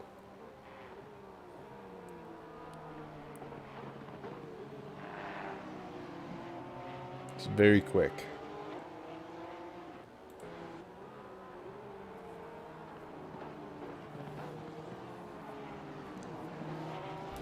So Dave, if you were given the opportunity to test drive any type of supercar, what would you pick?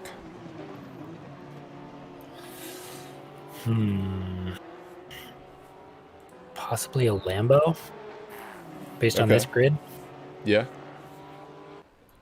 I think, I don't know. It just seems like the most exotic to me.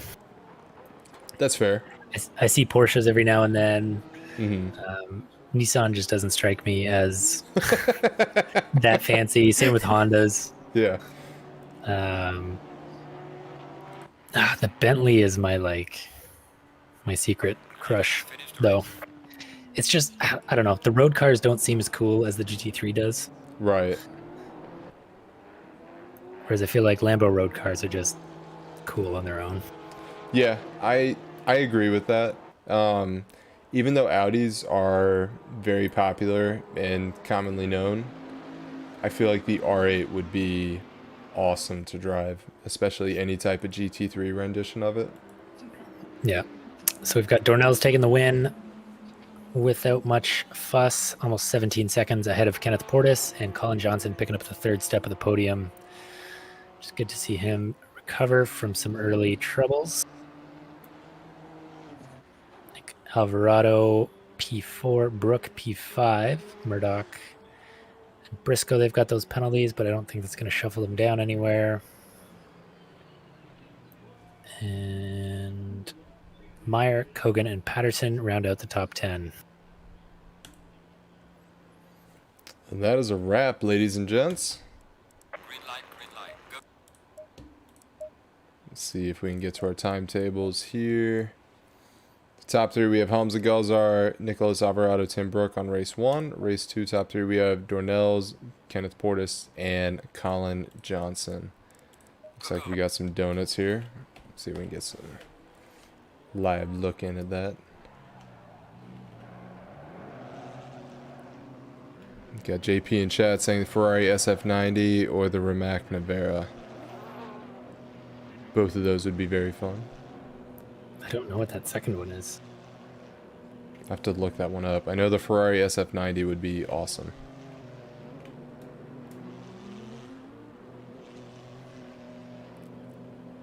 Kenneth Portis soaking his last little bit of time up in the NSX. And as always, ladies and gents, it has been a pleasure. And not too long, we're going to take a little break, recharge the batteries, and then we'll get back to it here in about 3 weeks. Thank you, JP. Yep. Hopefully everyone that is racing enjoys a bit of time off. Come back fresh for season what is that? Season 7? Next? 7, yeah. Yep. Crazy. Crazy we're this far already. It's wild. All right, guys. Thank you for tuning in. This is Ryan Garrity signing off. Night, everyone.